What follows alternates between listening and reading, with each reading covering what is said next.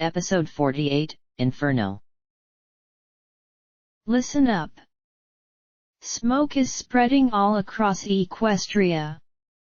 But don't worry, I've received a letter from the princess informing me that it is not coming from a fire. Okay. Xanth, give me a timetable. I said. The flames were spreading from the burning rocket, and the central space was beginning to fill with thick black smoke. The heat of the blue radiation fires was quickly becoming eclipsed by the heat of the more ordinary-looking but no less dangerous orange flames from the zebra fuel.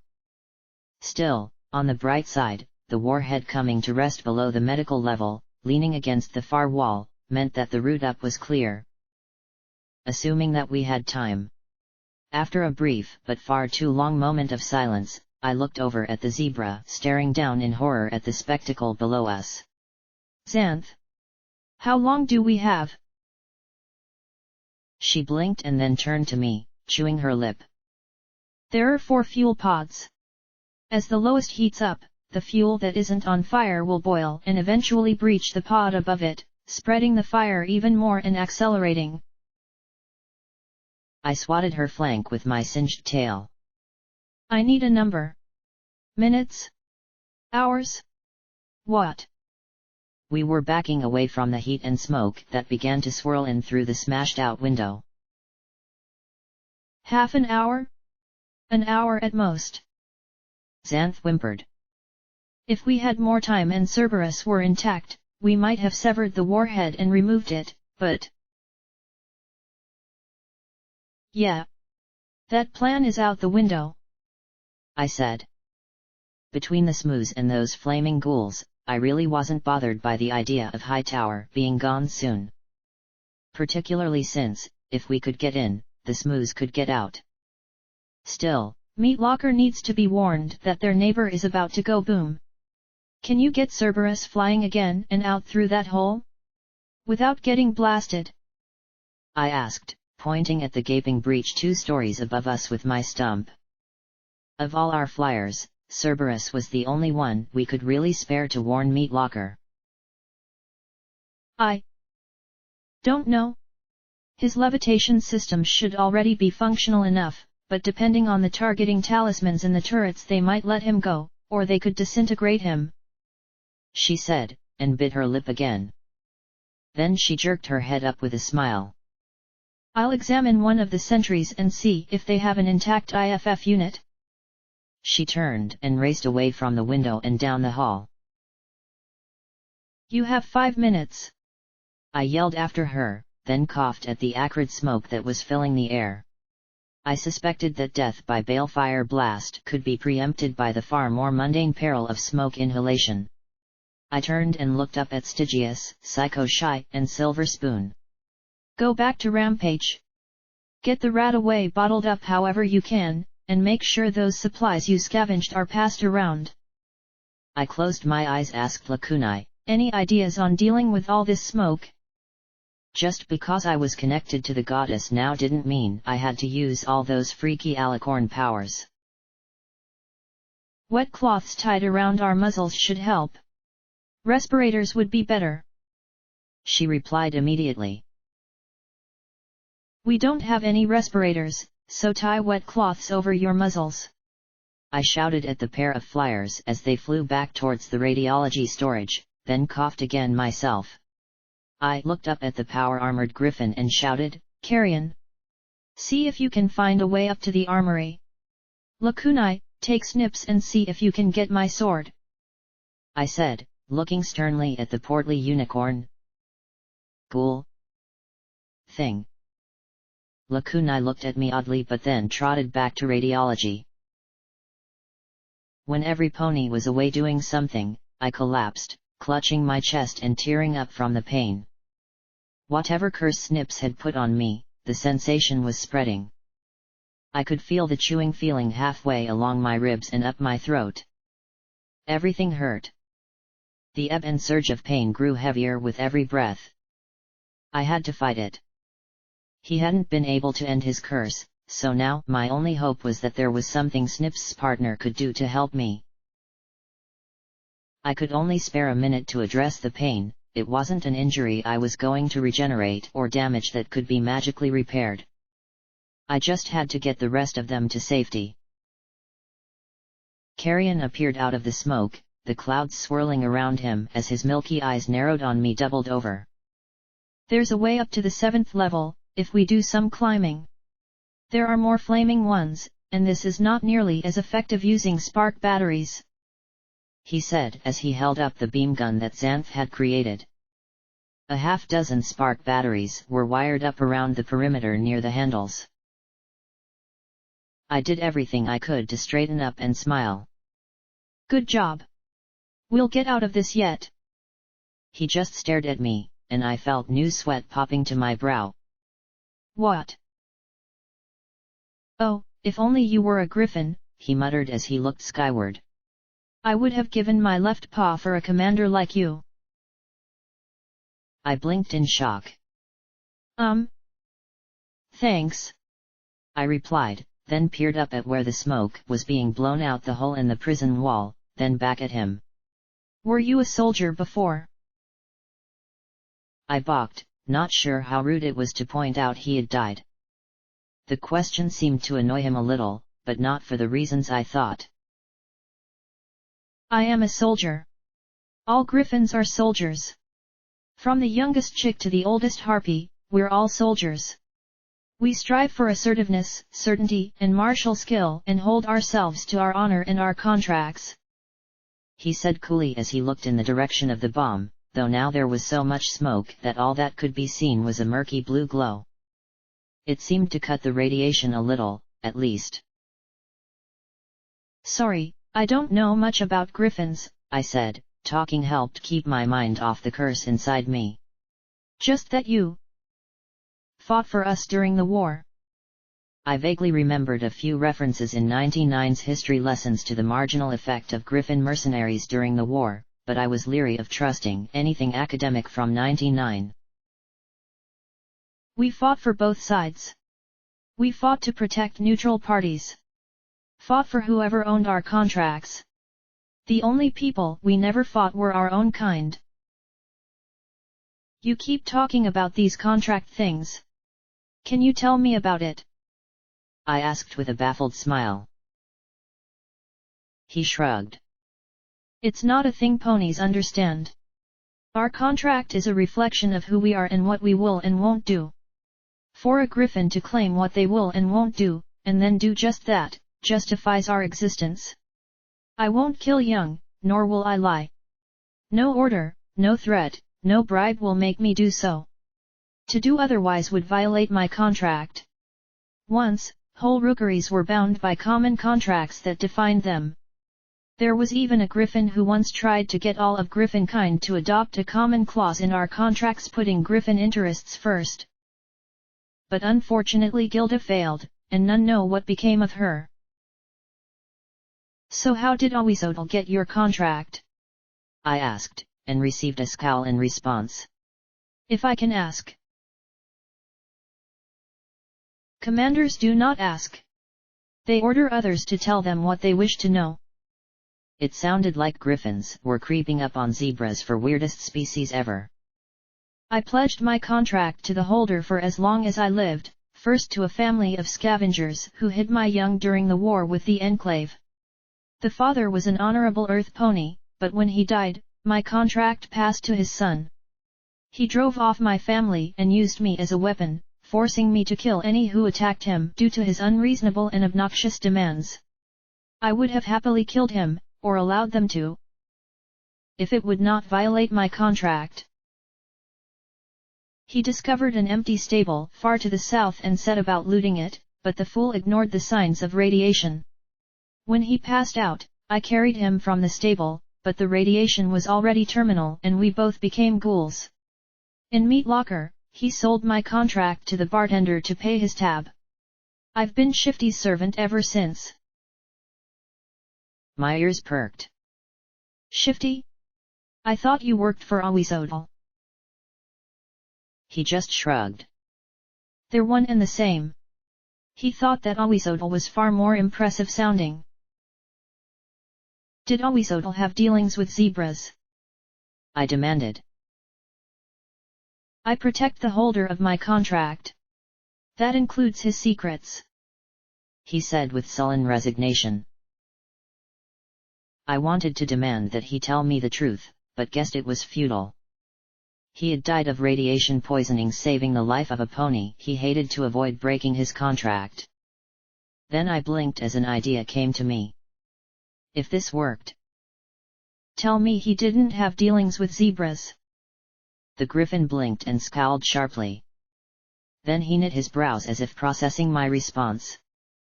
I hoped that killing me to protect his secrets wasn't in the contract. Then Carrion looked right at me and simply smiled. Yes. Maybe brain tumors had made me smarter.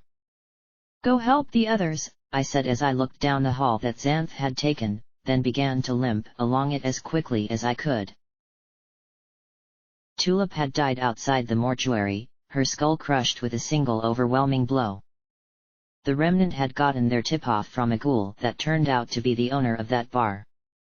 And Xanth had known about Meat Locker. Had she simply heard of its location, or had she been there before? The thought of the remnant being able to get soldiers inside and kill ponies like Velvet and Windclop. I found the zebra half buried in the shell of one of the sentries. She said something zebraish and pulled her head out with a gadget in her mouth. Then her eyes widened and she dropped the device as I stepped forward, rising onto my rear legs to close the last few feet and grabbing the collar of her suit, tugging her almost onto her hind hoof tips. Maiden! She wailed, and the suit flickered and she disappeared. I tightened my grip on it, my eyes locked on the shimmer where I knew her head was. Xanth! I kept my voice low and even as I gave her the shootiest look I could. You haven't told me everything you should have. Tell me now, is the remnant in Meat Locker? She cried out, and I felt invisible hooves beat on my chest. Tell me the truth. She appeared in a flash, her eyes wide and streaked with tears. The truth is you have cursed me. She wailed as I stared into her eyes. You are going to destroy my people. You are the Maiden of the Stars. Nightmare Moon. The champion of the deepest darkness. And if I do not oppose you, my home, my people, are doomed. I slowly relaxed my grip and sat down, running my hand over my face. Not this shit again. Xanth. I am not Nightmare Moon. I saw the real Nightmare Moon in a memory once. That's not me. The zebra rubbed her throat and kept her eyes low. How do you know you are not? Then she looked at me with the first hard gaze I had seen from her. The maiden is born of heartache and sorrow, and I know you suffer. She butchers all who oppose her. I saw what you did in Yellow River. She sows destruction for the entire world. That monster you slew was indestructible, and yet you destroyed it. I slumped. Xanth, I got lucky. Something in me was drawing tight, a single raw nerve growing sharper and sharper. That's all it is. That's all it's ever been. Luck. Luck that you die but return to life? Luck that you overcome all adversity. The zebra scoffed. Luck that you stumble across the secrets of ages past. It's just stupid, fucking, luck. I screamed at her, and she curled up in a ball. But I couldn't stop. I was like a canister of explosive gas with a hole punched in the side as I shouted, luck that I got out of 99. Luck that I survived. Luck that I found friends who would help me. I don't have any kind of dark, magical power. Hell, I'm damned lucky I can summon a wisp of light. And just because I've survived, don't think it's been easy. Don't think that I haven't paid for surviving when others died. But that's all there is to it. I am not Nightmare Moon. I am not the Maiden of the Stars. I am not special and I am not going to put up with it any longer. I screamed down at her. You sure about that? Psycho Shy asked behind me, and I turned and saw all of the others staring in shock. "'Cause I saw what you did in Hippocratic, and Rampage has been trying to convince me you really are some fucking paragon and not the scariest fucking mare I could ever imagine." "Don't give me that," I began, but she flew out in front of the others and pressed her face right into mine. "Don't you blow me off, Blackjack," she snapped, her eyes narrowed. "Because you are scary. There's not a single one of us that isn't afraid of you on some damned level. You're a fucking cyborg mutant death mare who could probably kill every single one of us if she wanted to.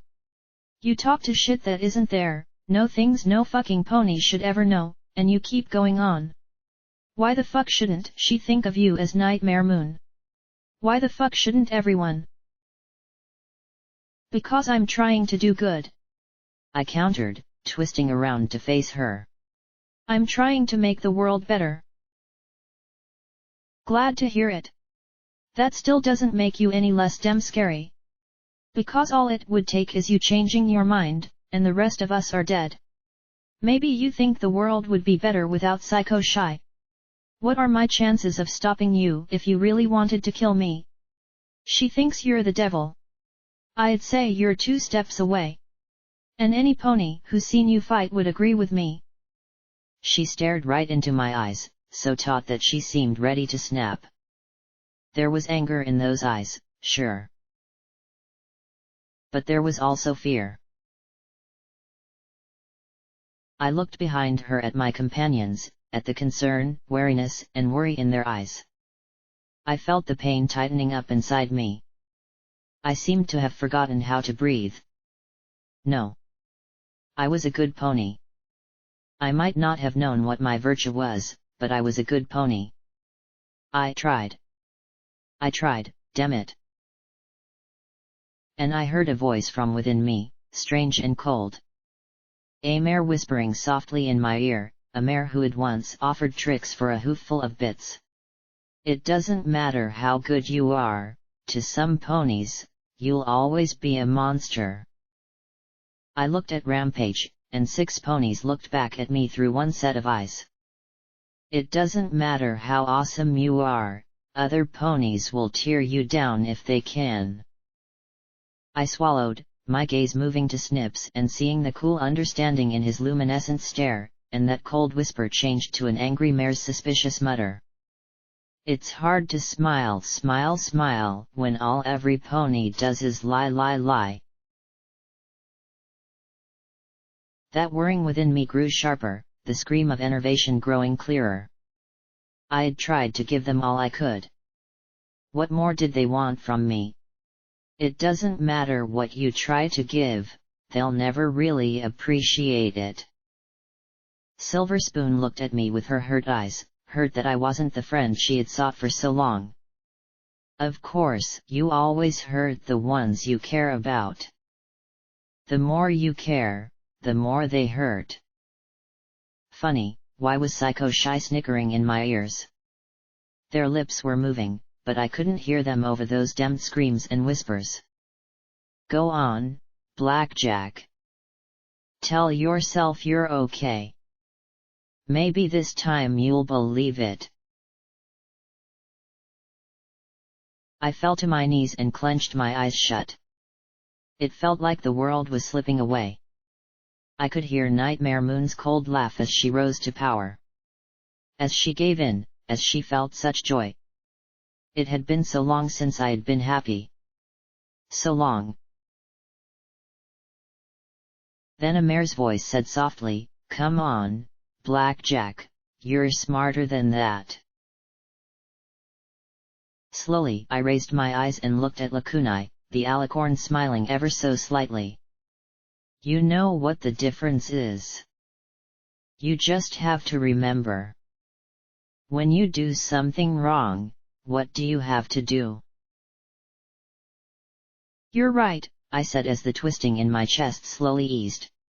You're right. I can be pretty damn scary. And I know that I shouldn't get angry for what Xanth thinks of me. I guess I do match this maiden pretty well. I turned and looked back at Xanth. I'm sorry. Then my eyes returned to Psycho Shy, and I gave an exhausted smile. The difference is that I try and do better. I know I'm a fuck up. But I haven't given up. I know I can be a better pony. And I try to be. I don't always make it. And someday, I might stop, and if I do I trust that a better pony like Lakunai, or Rampage, or Stygius, or you will put an end to me. Until then, though, I'm not Nightmare Moon. I never will be. There was an awkward moment. Psycho Shy trotted over to Stygius, both of them looking back at me with a worried frown. One of the ghouls is our agent, Xanth murmured, so softly that for a second I thought I had imagined it. He feeds us intelligence and passes messages on for a steep price. He has for years. The zebra glanced up and sniffed, begging in a whimper, "Please don't kill my people, maiden." I sighed and reached out, paused, and patted her head. I don't want to kill anyone, Xanth. Not if I can help it. Then I looked at my stump. And right now, I'm not looking like I'm going to kill much of any pony. Nurse Graves died helping us, I just want to make sure Meat Locker is safe. But a ghoul named Tulip had her head crushed, and I'm pretty sure it was a zebra who did it. She pressed her lips together, and I added, I'm not saying that 'cause I hate zebras, Xanth. I just don't want people who help me to get hurt. Xanth licked her lips and looked at the IFF gadget. I can include a message. If there is one of Caesar's hooves hidden in Meat Locker, they'll be somewhere near the mortuary. A locked storeroom, perhaps. She glanced at Carrion, then dropped her gaze a little. I just wanted to protect my people. Me too, I said, rising to my hooves again. Work quick. We need to get going. But getting going would take a minute or two. While most of the Radaway in the storeroom had been lost, there were still tablets of Buck, Fixer, and Radex intact, as well as bottles of water. We all chowed down on the chalky tablets as Rampage passed out water bottles filled with her recycled Radaway and took a drink or two. It had been energized with flux, which probably meant taint.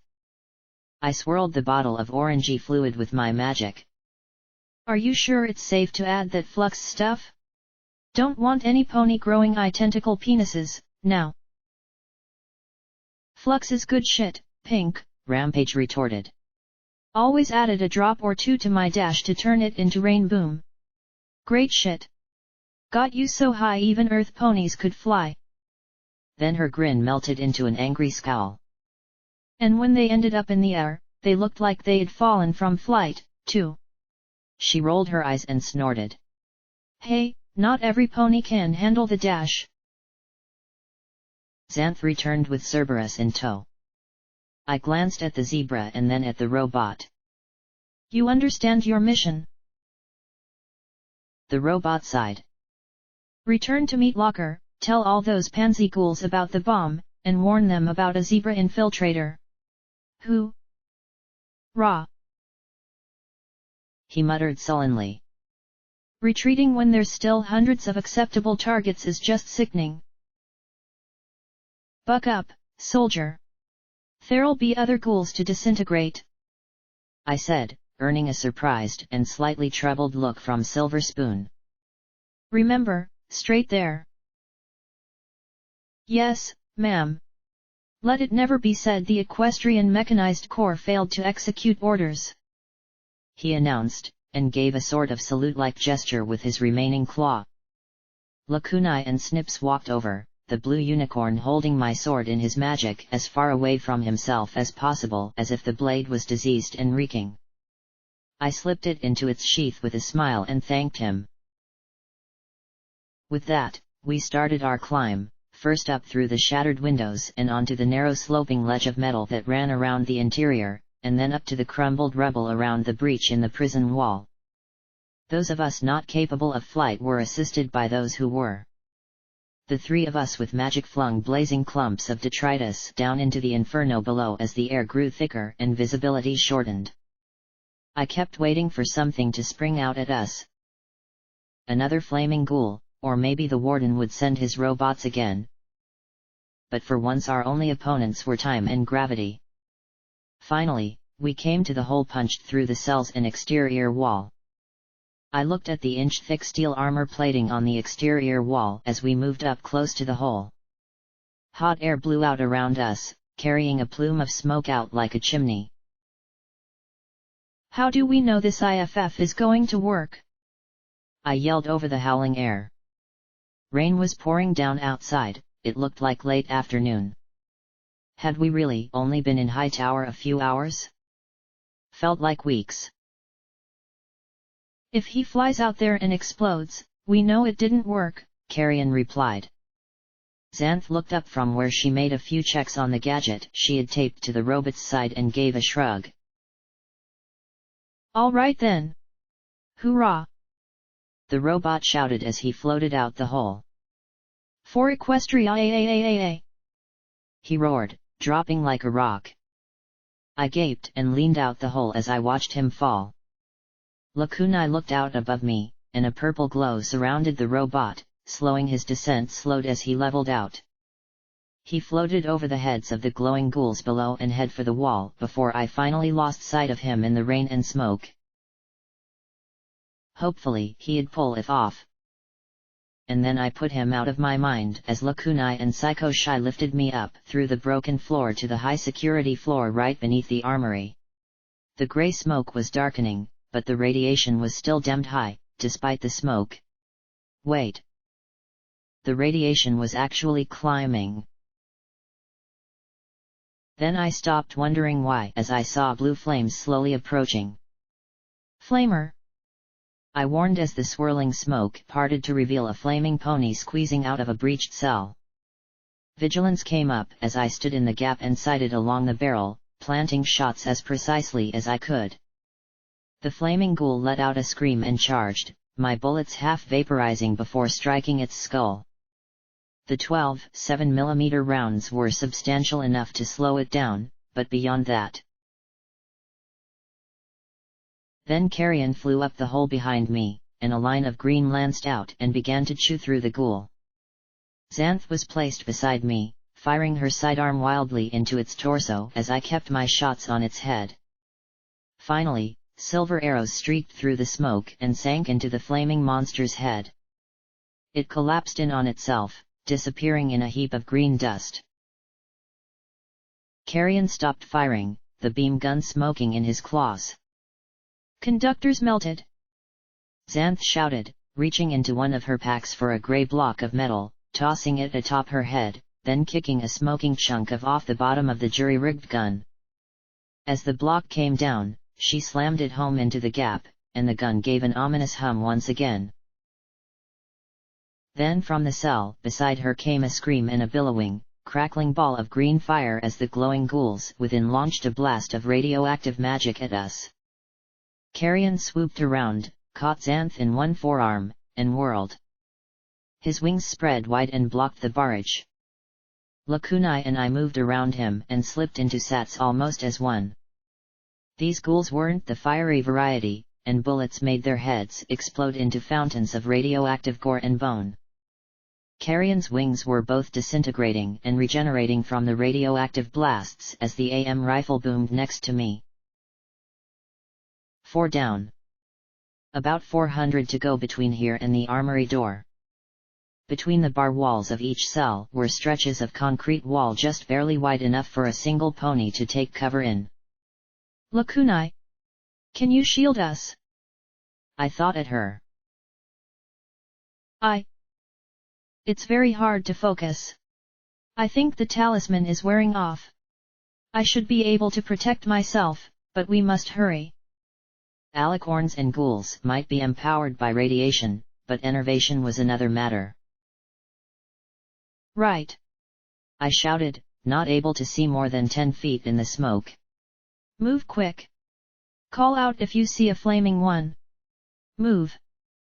And I hobbled out in the lead, diving across in front of the cells and barely missed by the radioactive blasts of the glowing ghouls within.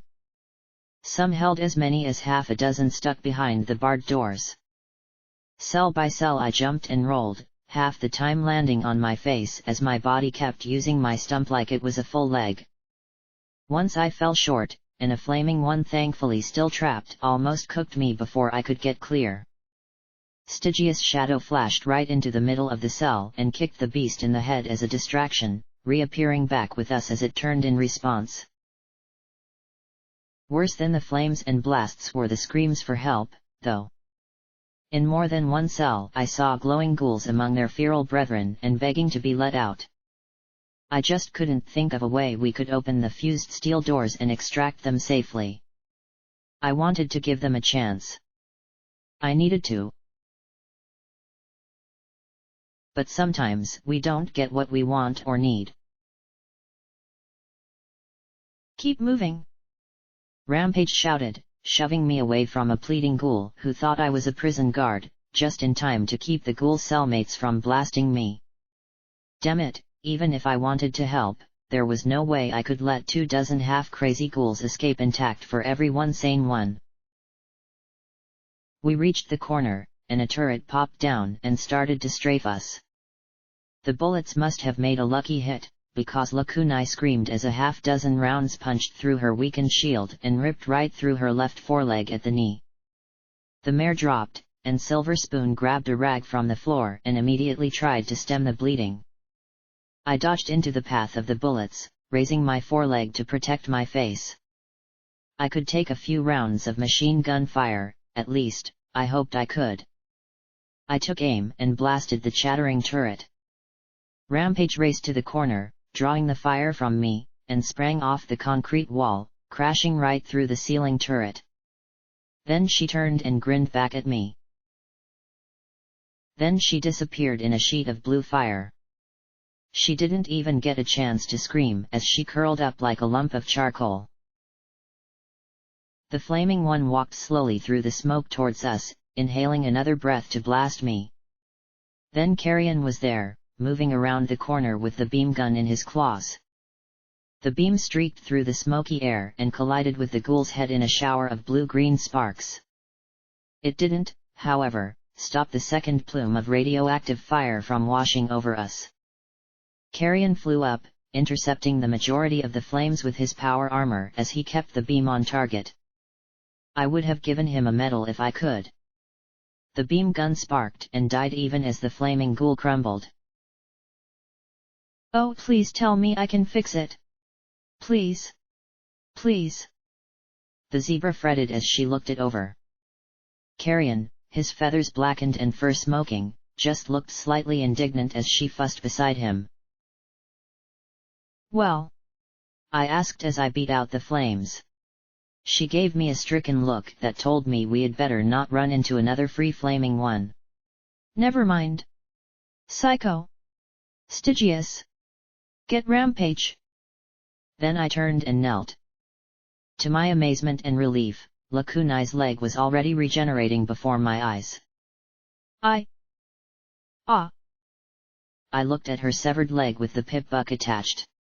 That's not going to regenerate into a new Lakunai, is it? Of course not, she said as she levitated the cuff and pulled her leg out of the pip buck. I am going to miss Sats, though. Then she passed the device to me and tossed the foreleg away.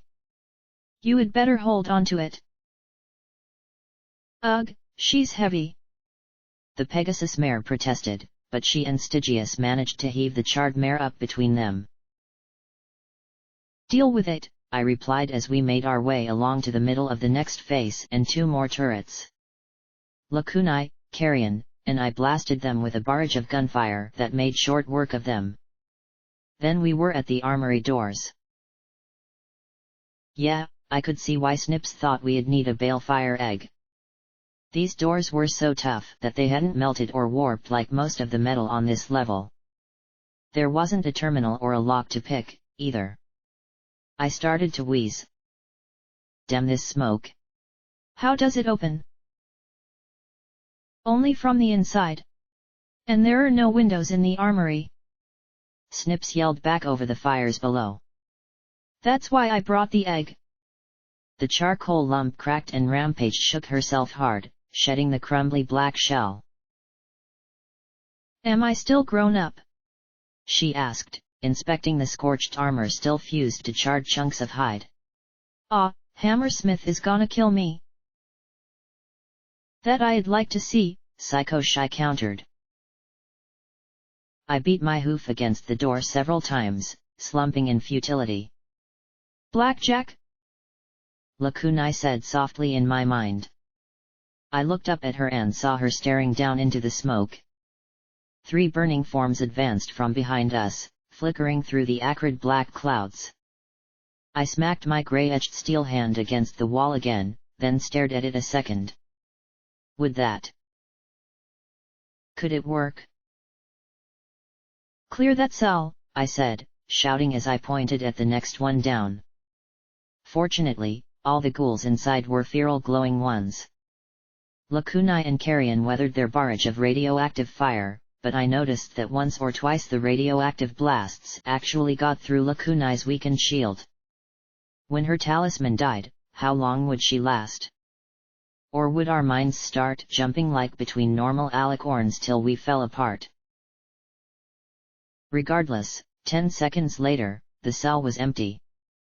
Open that door, I said as I looked back along the row. The flaming ones were still taking their time. Maybe they didn't know we were here, or maybe they knew there was nowhere left for us to go. Rampage and Carrion smashed the door, busting it open as Xanth sat on the floor with the beam gun in her hooves, swapping out capacitors, spark batteries, and who knew what to try to get it to work. What are you doing, Tyara?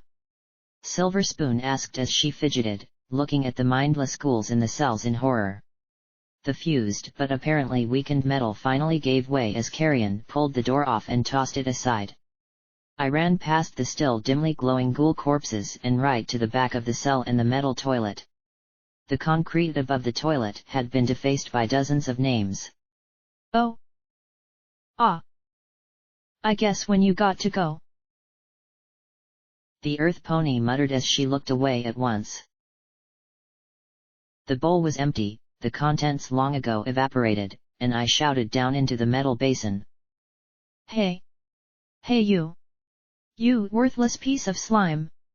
You ignorant, disgusting blob! Rampage rushed up beside me, looking on in confusion. I glared down and banged the toilet, shouting. She looked at me like I had lost my mind, then blinked, grinned, and joined me in insulting the drain. You're nothing but an unstable short-chain molecule. Huh? You foul, obnoxious muck! I yelled, giving the mare a confused look. Of all the ponies in her, Octopus was the one shouting insults? Really? You have a weak electrochemical bond. She bellowed down into the bowl. Yes, really. I have seen some disgusting crud in my time, but you take the cake. I roared down the toilet, and Rampage shook me. You're nothing but... Another shake. You're just... Blackjack. Look. She said in a voice that was definitely not the doctor, pointing her blackened hoof claw at a pair of names scratched in the middle of the rest. Doof, and immediately below that, Diaz. This was his cell. This tiny 8x6 space, that held 4 ponies. This was where he ended up. Where he had gone from mere criminal rapist to a monster. Twist's wide, pink eyes stared at me in horror. And then I smelled sulfur. Back! Get back! I yelled, the toilet suddenly shrieking. Then the bilious blue sludge erupted out and began to pour across the floor. I staggered back out of the cell, falling on my rump. Rampage bit my mane and dragged me out as the smooze began to form into a slime pony. Back on the walkway, the 3 flaming ponies were nearly upon us. Lakunai! Snips! Throw! I screamed as I scooped up blue smooth with my magic and flung it at the 3 flaming ponies. The monsters made no effort to dodge, why should they? Bullets melted before they were struck. Then a rain of glowing, hissing sludge began to rain down upon them, and the 3 let out screams of pain and fury. The blue slime hissed and blackened as it came in contact with their flaming hides, but it also extinguished their flames a bit. We fell back, step by step, and the 3 flaming ones charged. "Slow them down!" I yelled. Psycho Shy and Stygius darted in overhead, smashing hooves against the darker patches and knocking them back. The pool of smooth slipped around their blazing hooves, and the 3 now screamed in panic as they tried to back out of it. Then one fell into the acidic sludge, and it grabbed at its fellows and pulled them down as well. The smooth flooded over them, boiling and blackening and letting out a noxious reek that made me gag. The ghouls struggled, raising melting heads as the entire concoction cooked into a blackened tar-like mud. Even the smooth seemed to find the 3 a little too spicy for its taste, the blue sludge disappearing back into the corroded toilet. The smoking mess left behind was so destructive that it was eating into the concrete floor. Wait. If it was strong enough to do that. "Smear it on the door!" I yelled, scooping it up with my magic and painting the tar-like mix across the armored entrance. It began to hiss, pop, and steam. Every pony else stepped back as our magic worked, trying to apply as much to the door as we could. The sticky mung had already eaten halfway through the floor. The face of the door crumbled away in a sheet of smoking rust, and we added another layer. Rampage bravely scooped it up with flat slabs of flaked-off steel. The tar ate through the floor and began to drip down to the next level, and we hurried to use as much of it as we could. Too bad it was too hazardous to take with us, the infernal mix ate through everything, even sparkle cola bottles. Finally, the hoof-sized locking drum in the middle just fell right out, leaving a hole a pony could peek through. Stygius peeked and shadow flashed inside. A minute later there was a loud thunk, then another, and the door opened a crack. It took all our magic and Carrion's power armor to get the door open enough to squeeze through, and even so, Carrion had to remove his armor, wiggle his way through the gap, pull the armor through piece by piece, and put it back on. Still, we made it. Lakunai, however, couldn't. There was simply no way for the alicorn to pass through the gap. She could fit her head and neck in, but no matter how much we shoved the heavy, armored door, the gap simply wasn't wide enough for her body. She screwed her face up and tried to teleport, but the prison's magic barrier was still in effect.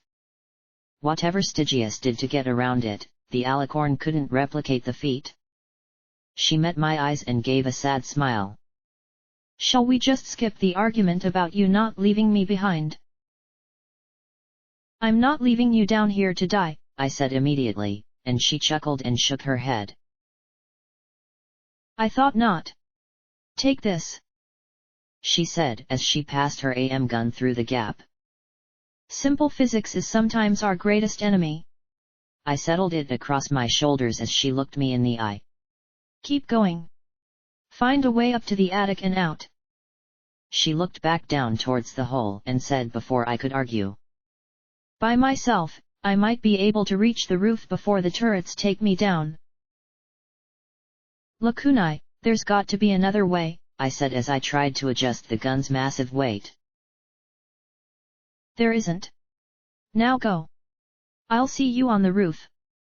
And then she turned away, spread her wings, and flew silently off into the smoke. "Lakunai!" I shouted after her. The further away she went, the greater the interference became between us. I couldn't hear her voice, or she was trying to keep it from me.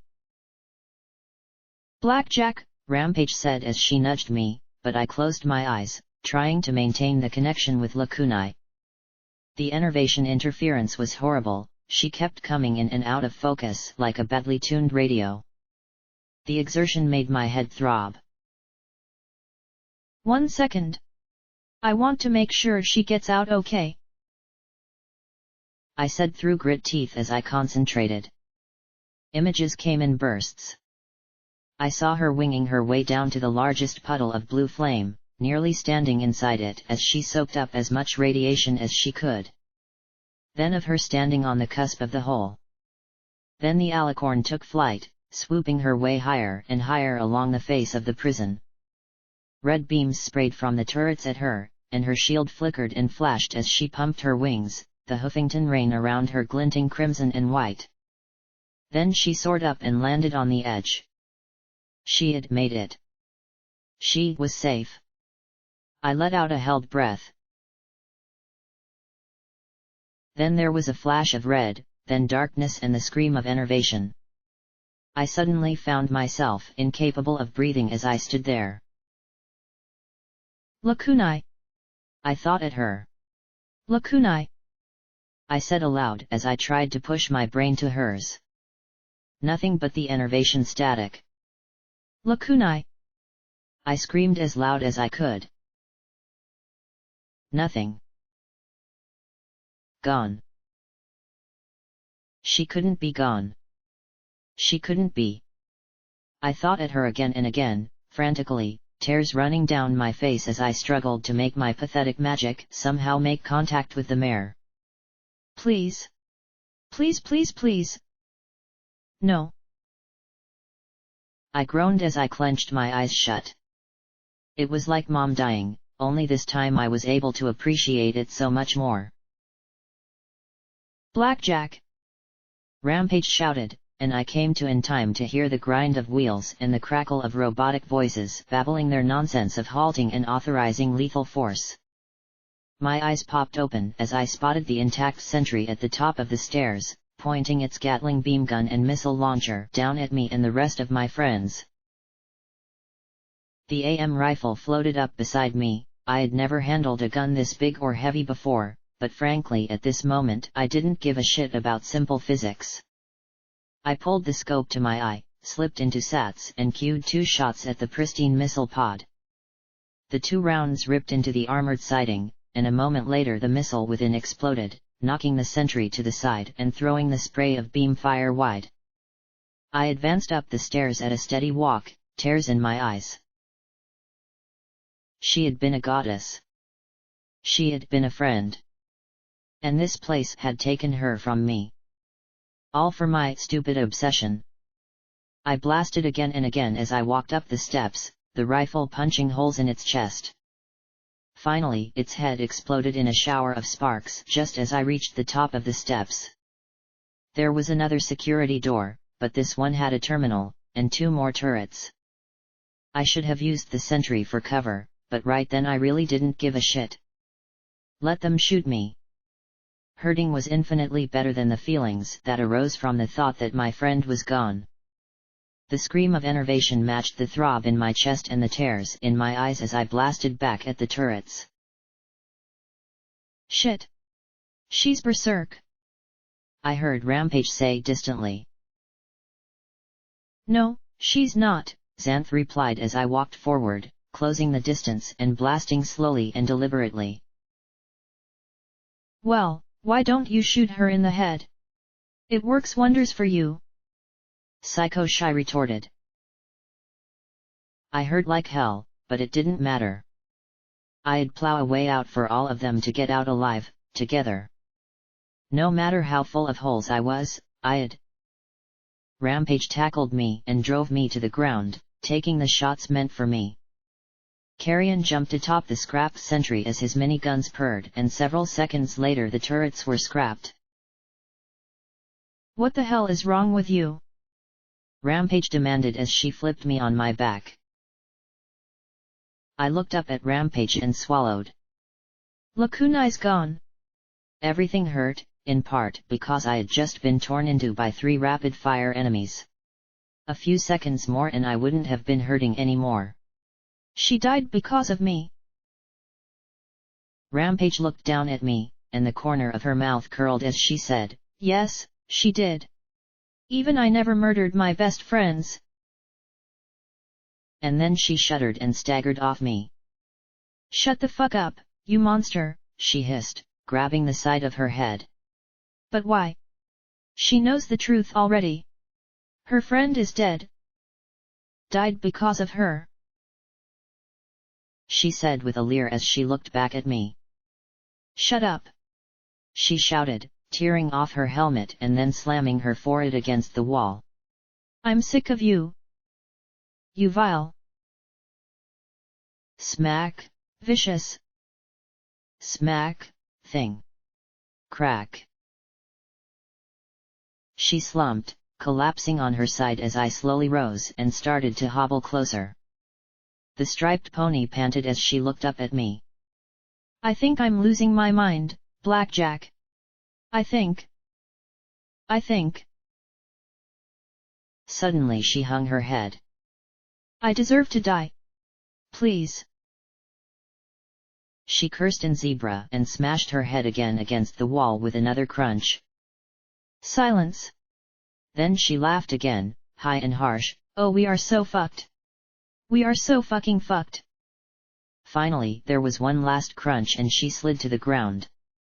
All of us stared at her as she lay there, and I put my blood-speckled stump on her shoulder. You have to be strong, Blackjack. Please. It's not all about you, Blackjack. I forced a smile and patted her shoulder. Hey. Don't worry. I just went a little crazy too. That enervating scream was getting annoying, like a hoof scraping a chalkboard.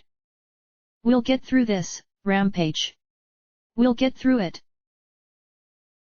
Rampage. There is no Rampage. No are lost. I'm just a half-dozen ponies squished together in one jar. She wiped the blood off her face with a hoof as her body healed itself. Slowly, she turned and walked to the door ahead. Xanth kept her eyes low as she trotted to the keys and started typing, every now and then looking over at me in worry. The loss of Lakunai was a huge bloody hole inside me, but Rampage had gotten me to bottle it up for now. When I got out, then I could grieve. Suddenly, the floor shook as there was an incredible boom somewhere below us. 1 pod down, 3 to go. Assuming, of course, that the warhead didn't decide to go off before the last pod did. I trotted to Snips, lowering my head to look him in the eyes, then gestured for him to step behind the sentry. When we were out of sight, I said in a low voice, "Tell me everything about that talisman inside Rampage. Specifically." He sighed and looked back at the door. "There's not much to tell. We were more focused on getting it to work than on how it actually worked. It's a regeneration talisman. It has a magical template and it restores the pony it's imprinted on. The idea was that it would contain the soul of the last pony it was imprinted on. Removing a soul from a pony in its entirety was fatal, but what if the soul was still contained within the pony? That's the idea. And you put it in razor wire first." "We put it in a half-dozen ponies first. Terminally ill or injured ponies. But they were too close to death for the talisman to work. Oh, there might have been some slight imprinting, but it didn't do what Rarity intended." He coughed and looked aside. "The warden offered an alternative. We didn't know he meant to kill razor wire. Please, believe me, we wouldn't have ever taken that step. The talisman almost worked, though. But she still died. Then the Angel of Death was captured." And he shivered. "That was one you killed." "I didn't. And I never would." He shuddered as he shook his head hard. "I don't know what happened. I just know that when Snails and I came to the lab in the morning, Rarity and the Angel..." He shook his head again, as if trying to physically rattle the memory from his mind. "When we got here, the Angel was dead. Rarity said that the Angel would never hurt any pony ever again, and then she insisted that we put the talisman in some pony who deserved it. The detective who captured the Angel was grievously wounded before her partner rescued her." Soft heart. But the talisman drove her insane, didn't it? I pressed. Maybe, Snips said softly, looking away from me. the haunting effect of soul jars wasn't understood then. Still isn't, really. A soul jar is more than just an indestructible object. They want things. Feel things. Hate. Love. The detective was already under a lot of stress, and if we hadn't gotten the haunting fully blended out by then, it could have been the haunting effect that pushed her over the edge. What happened next? That's when we lost it the first time, Snips said, licking his lips and giving me a sheepish smile. Right. And how exactly do you lose a soul jar healing talisman? My incredulous question drew a mirthless smile. Funny, that's exactly what Rarity said. But the detective? Well, after she was splattered by the train, her body went to the Ministry of Peace. And they found the talisman, saw it was perfectly undamaged. And some pony recycled it on the black market. He licked his lips and looked away. We spent 6 months looking for it. We have no idea how many ponies it might have been put inside. Healing talismans like that were generally reserved for very important ponies. But eventually it was found when a patient it was inside wouldn't die. So there could still be souls hidden away inside Rampage. Ponies who received the illegal talisman, then grew increasingly unstable until they died, their souls trapped in the talisman. It was like a silver star sporting supplies that you stuck inside your chest. Wouldn't die? How? I asked, fearing the answer. There was a commercial sky carriage en route to Canterlot when a bomb went off, prematurely, it's suspected. There were only a hoofful of survivors, mostly the Pegasus team pulling it who could undo their harnesses. But there was one pony trapped inside the burning wreckage who was screaming. For hours. Rarity heard about it and immediately went personally to the scene of the crash. We had been doing more research while the talisman was being looked for and had learned of the possibility that zebras are immune to telepathic magics through studies done in the MAS. Some mind control megaspell they were contemplating to end the war that never went anywhere. We had been hypothesizing that that could help stabilize the talisman, and Rarity was so happy about getting it back. The very same day as the accident, we conducted an inspection to make sure that the talisman hadn't significantly changed since we last saw it, and then Rarity sent it off to be implanted into one of the Predator. Shajab, I said as I looked back at him. You would probably know that better than us. Anyway, Rarity changed her mind the very next day, to our surprise. But by then the operation had been completed and the zebra was heading back into the field. We considered retrieving it, but decided that that would be more trouble than it was worth. If it still didn't work, we'd get it back when she died. But then you lost it again, I said as I looked back at him. The unicorn gave me an uneasy look. Somehow it got from Shajab into Twist. And then Twist died. That turned his features grim as his glowing eyes dropped. It may be that the megaspell magic, combined with the souls trapped within, had an unanticipated side effect that created the pony called Rampage. A combination of good and bad in a single gestalt individual. A pony with no soul of her own but containing the souls of almost a dozen different ponies. Snips shook his head. There's really no way to tell. And Rarity wanted this. I hissed. Rarity wanted her friends safe, Snips countered. She'd have done anything for them. The project she had us working on after she stopped the development of the Phoenix Talisman was still for them.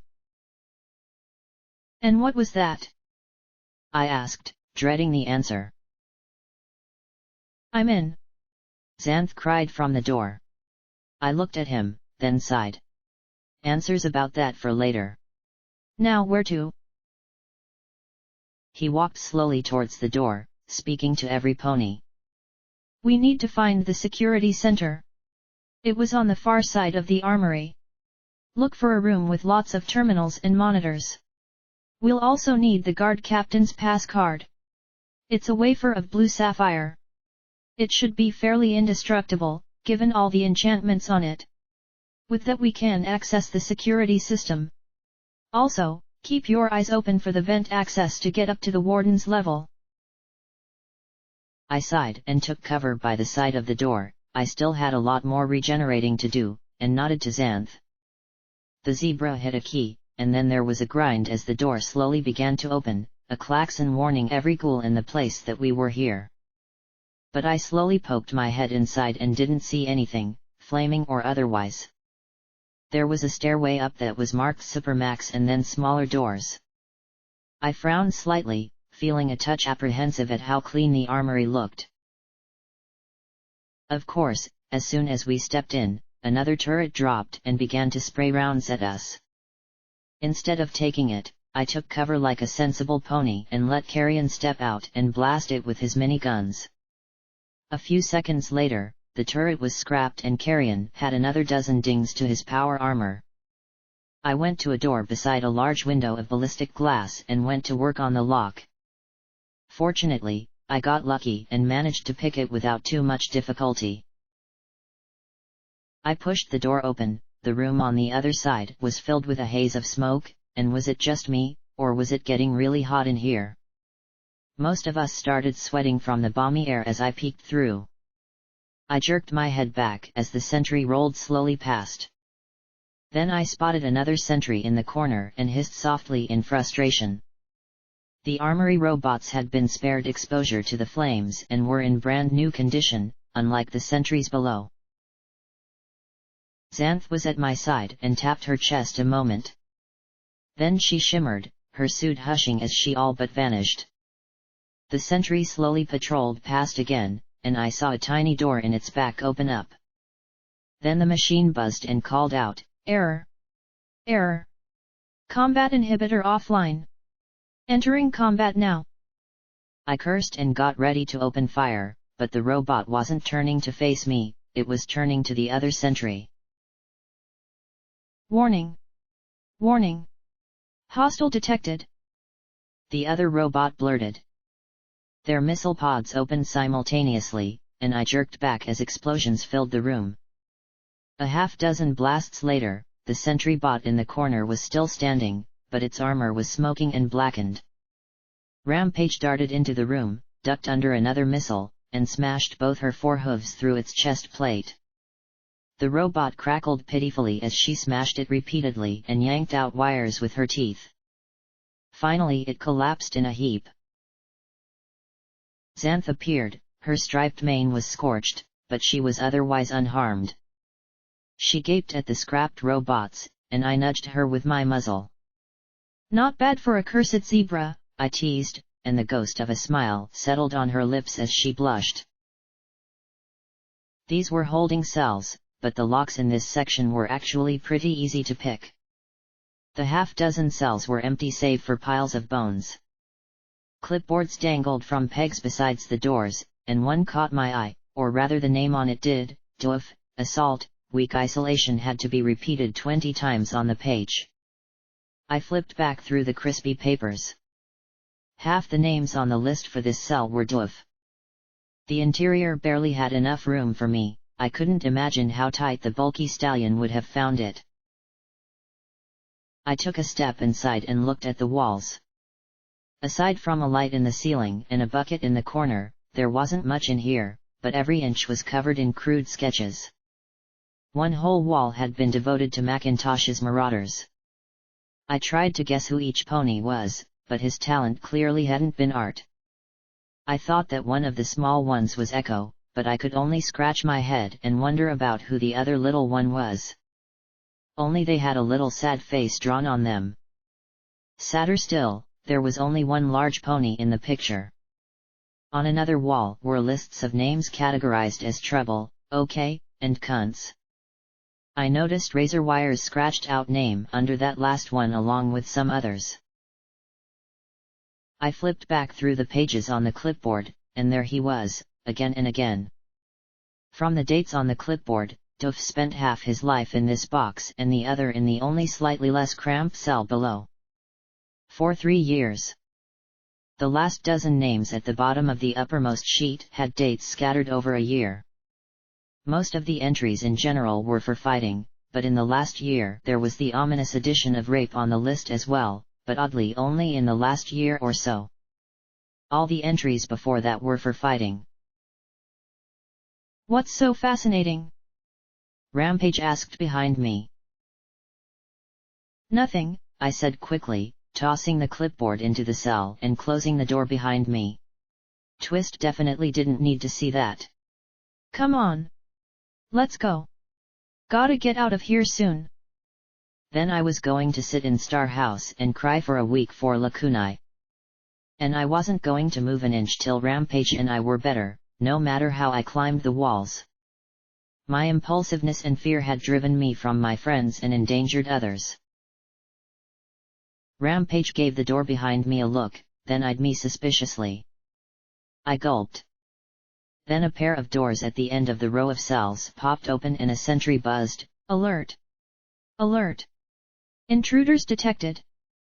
I could have kissed that hunk of metal, saved by the killer robot. 30 seconds later, the sentry was scrapped by our focused firepower and the holding cell was left behind. I hurried forward into the next section, one that seemed to be mostly barracks. 20 bunk beds lay in 2 rows of 10. I saw the bathrooms and kitchens, but I didn't want to get anywhere near plumbing at the moment. The floor was getting really warm, and the air grew more and more hazy as the smoke found ways to penetrate into the armory. I hurried through without stopping, continuing through break rooms, briefing rooms, and then to a formidable door marked gun vault. I took one look at the lock and despaired. Maybe I'd find a key somewhere. I left a part of my heart back with that room as we continued on. Well, I would have if I had a heart. Figurative language was beyond me. Then I frowned as I heard the sounds of fighting and shouting in the next room. As carefully as I could, I limped forward with Xanth to the next set of double doors and pushed them open enough to peek through. The room beyond was the largest yet, some sort of big open mustering room like the atrium back in '99, only not as tall. And it was full of ghouls in tattered guard uniforms who fought each other with batons. Bullet casings were scattered all over the place, along with discarded firearms. Every ghoul was screaming, glowing with radiation, beating each other to a pulp and then regenerating. Screams of traitors croaked from some throats, but who was a traitor to whom was never really clear. Graves had spent almost 2 centuries taking inventory. Had these guards really been fighting that long? Worse, on the far side, I saw a door marked Security Command. So, how to get past dozens of ghouls who were eternally fighting to the death? Unfortunately, even as I thought that, 2 of them immediately charged me with feral screams. "Get the others," I shouted to Xanth as they closed the distance and I drew vigilance and my sword. The blade intercepted one, halting its advance as it thrashed on the glowing edge, and I pivoted to the left to keep the other ghoul on the far side of its companion. Then I blew its brains out the back of its head with 3 rapid-fire shots. As the ghoul dropped, I swapped my aim and planted 4 more rounds in the head of another. Then I was nearly knocked off my hooves as a Pegasus guard dropped onto my back, hugged my neck, and started to chew into my throat. I stabbed with the sword, but it was hard trying to find something vital to chop into without stabbing into myself. I felt blood start to spurt as I tried to buck, but it was a lot trickier to do that with only 3 legs. I heard shouts from behind me. I thought it was my friends. Hoped it was. Then I heard the crunch of baton on skull over and over again. "Let go of her, raindrops!"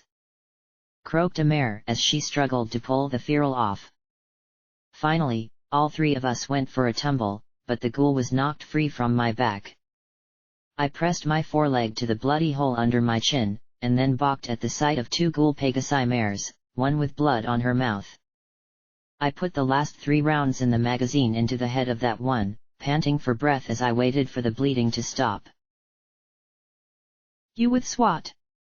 The remaining ghoul shouted over the din, pushing me back towards the wall and away from the fight. SWAT? What the heck was? Oh, my armor. Well, I knew one answer that would save me a lot of questions. Sure. Name's Blackjack. Oh, thanks Celestia. It feels like we've been fighting forever, the ghoul said as she slumped. Her mane was a slightly clashing red and green, and her coat resembled spoiled milk. My name is Blossom Fourth. I don't know what's going on. Some said the missile was part of some jailbreak. Others claimed we should evacuate to the core. I haven't had a moment to think straight till you showed up. It was just like with Silver Spoon. It seemed that ghouls had a tendency to get stuck on certain things from when they were alive. I'd better keep her in the fantasy, unless I wanted her to go feral. What's the situation here? Well, the alarms went off, and immediately we went into lockdown. Prisoners were rioting. There was no communication from the outside. Then that missile hit. Then Captain Sorkup said we were sticking tight, but others said we should evacuate. Then the captain pulled out his gun, and there were alarms going off and screaming and some ponies went crazy. Shots were fired, and then it was batons and hooves and fighting for our lives. She trailed off, frowning with that look of something amiss she couldn't quite put her hoof on. Who's doing all that screaming? Don't worry about it, I said as I saw my friends run up. Looks like the rest of my team is here. We're going to arrest the warden and evacuate as many ponies as we can. My ass was starting to get toasty sitting on the metal floor. Don't worry about anything below us. It's taken care of. Silver Spoon sighed and said in a low murmur, Blackjack, have you been lying to delusional ghouls again? I smiled awkwardly and shrugged, and the grey ghoul sighed and covered her face with her hoof. Clear the room. Headshots. If they talk to you, try and save them, I said, and Psycho Shy groaned. I fixed the yellow Pegasus with an even look. I mean it. Give them a chance. Say you're with the SWAT or whatever you have to. Otherwise, take them out. Blossom Fourth stared at me in shock, and I said with an apologetic smile, Sorry. We don't have much time left. Call out to your co-workers if you can recognize them. I loaded a fresh magazine into Vigilance, then frowned and worked the slide several times before it chambered the round. The work was brutal, but short. Rampage, Stygius, and Psycho Shy were more than capable of separating the ferals into workable clumps. If they talked, I put them behind me where Snips and Silver Spoon calmed them down. Xanth kept out of sight, though occasionally a feral dropped with a shotgun blast from nowhere. By the time we reached the other side, 10 guards remained, watching as I put down the last one with the last 3 bullets in my gun. Special weapons and arcane tactics doesn't mess around, Blossom Fourth murmured to a twitchy-looking unicorn.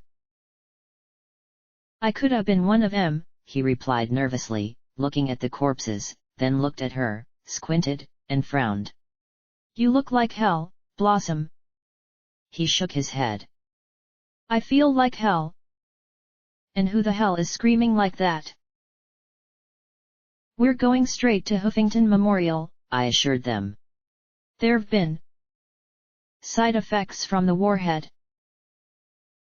Going to be a trick, taking down the warden with the prison under lockdown and on fire, Blossom Fourth said as she looked at me with a little smile. Well, I did pass this room with those 2 loveliest words gun and vault on the door, I said with a sublime smile. Don't suppose any of you know where the key is? The pair looked at me, then over at Security Command. Well, if my previous experiences were any kind of guide, the guard captain would be inside and be some sort of flaming apocalyptic demon of hell.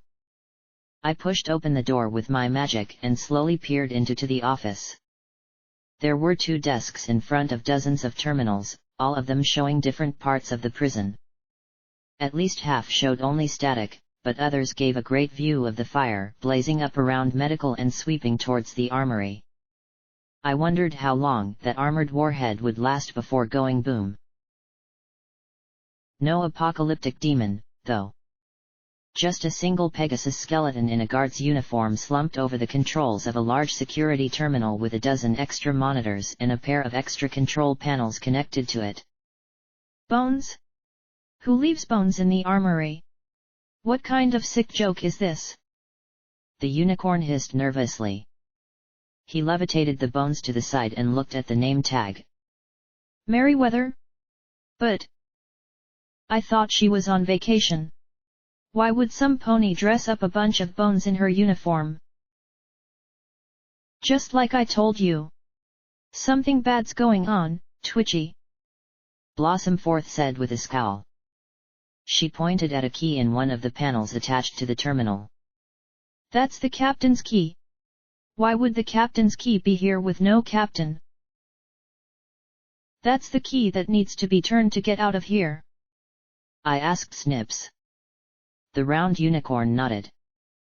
I stepped up beside the body and noticed a few more details, a pistol between her hooves, a hole in the back of the cracked skull, and a grimy slip of paper. I worked it free and looked at the mouth-scrawled note. They have my girl. Sorry. Oh yeah. More Huffington Sucks Doc reminders. Something really bad is going on, isn't it? Blossomforth said as she nervously chewed her lower lip.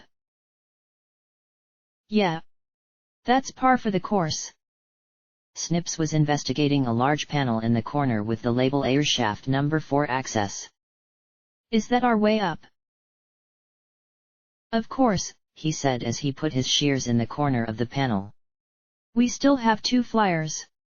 One goes up, finds the security station upstairs, turns the key there, we turn the key down here, every pony but the other flyer goes through the door. Then the other flyer pops up the shaft and we all get out of here. Easy peasy. He frowned as he pried the panel open. I felt more beads of sweat on my brow. Damn, it was hot in here. The whole building was turning into an oven. Then I saw a tongue of smoke lick out around the edge of the panel. Snips! I warned as I eyed the metal. Now that I was paying more attention to it and not the drilling sensation throbbing in my body, I could hear a low roar. Come on! Get off! And with one last heave the panel came off and popped free. I heard the sudden intake of air, like the largest flaming pony ever taking a breath, and then a plume of fire exploded out the gap. I tried to lunge, but misstepped, and failed to knock him aside. The flame poured over his features like a flamer as he fell back, clutching his blackened face as he screamed. The ball of fire rolled over the ceiling like a hunting, living thing, and spread out as it dissipated. I rushed to his side beside Silver Spoon, the squat blue pony's face a blackened ruin. In the air shaft that was supposed to be taking us into the warden's office was a solid sheet of flame. Well, think you're hot enough to make it up that? Rampage asked the stunned Psycho Shy.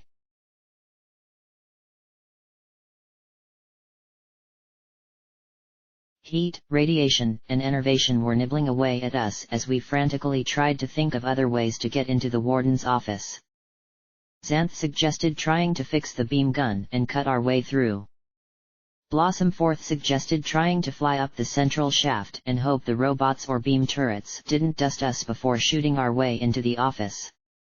To keep the guards occupied and not acknowledging their ghoul status, I gave them the task of taking the captain's key and raiding the gun vault.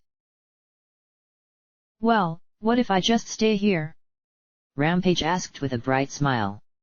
I mean, I've wanted to go out with a bang before. This sounds like it's going to be one hell of a bang. right. I was using my pitiful medical skills to apply a bandage to cover Snip's blackened eyes. If Blackjack has to face the warden, she's going to need you, he croaked, his cooked face splitting and bleeding. You can't stay. But I can. I'm not going to leave you to die, I said firmly. He just lay there a moment and I added, you cursed me. I'm holding you to uncursing me. We already know I'm useless for that. Snails always made the connections in the end, it'll take him a while, but he'll figure this out.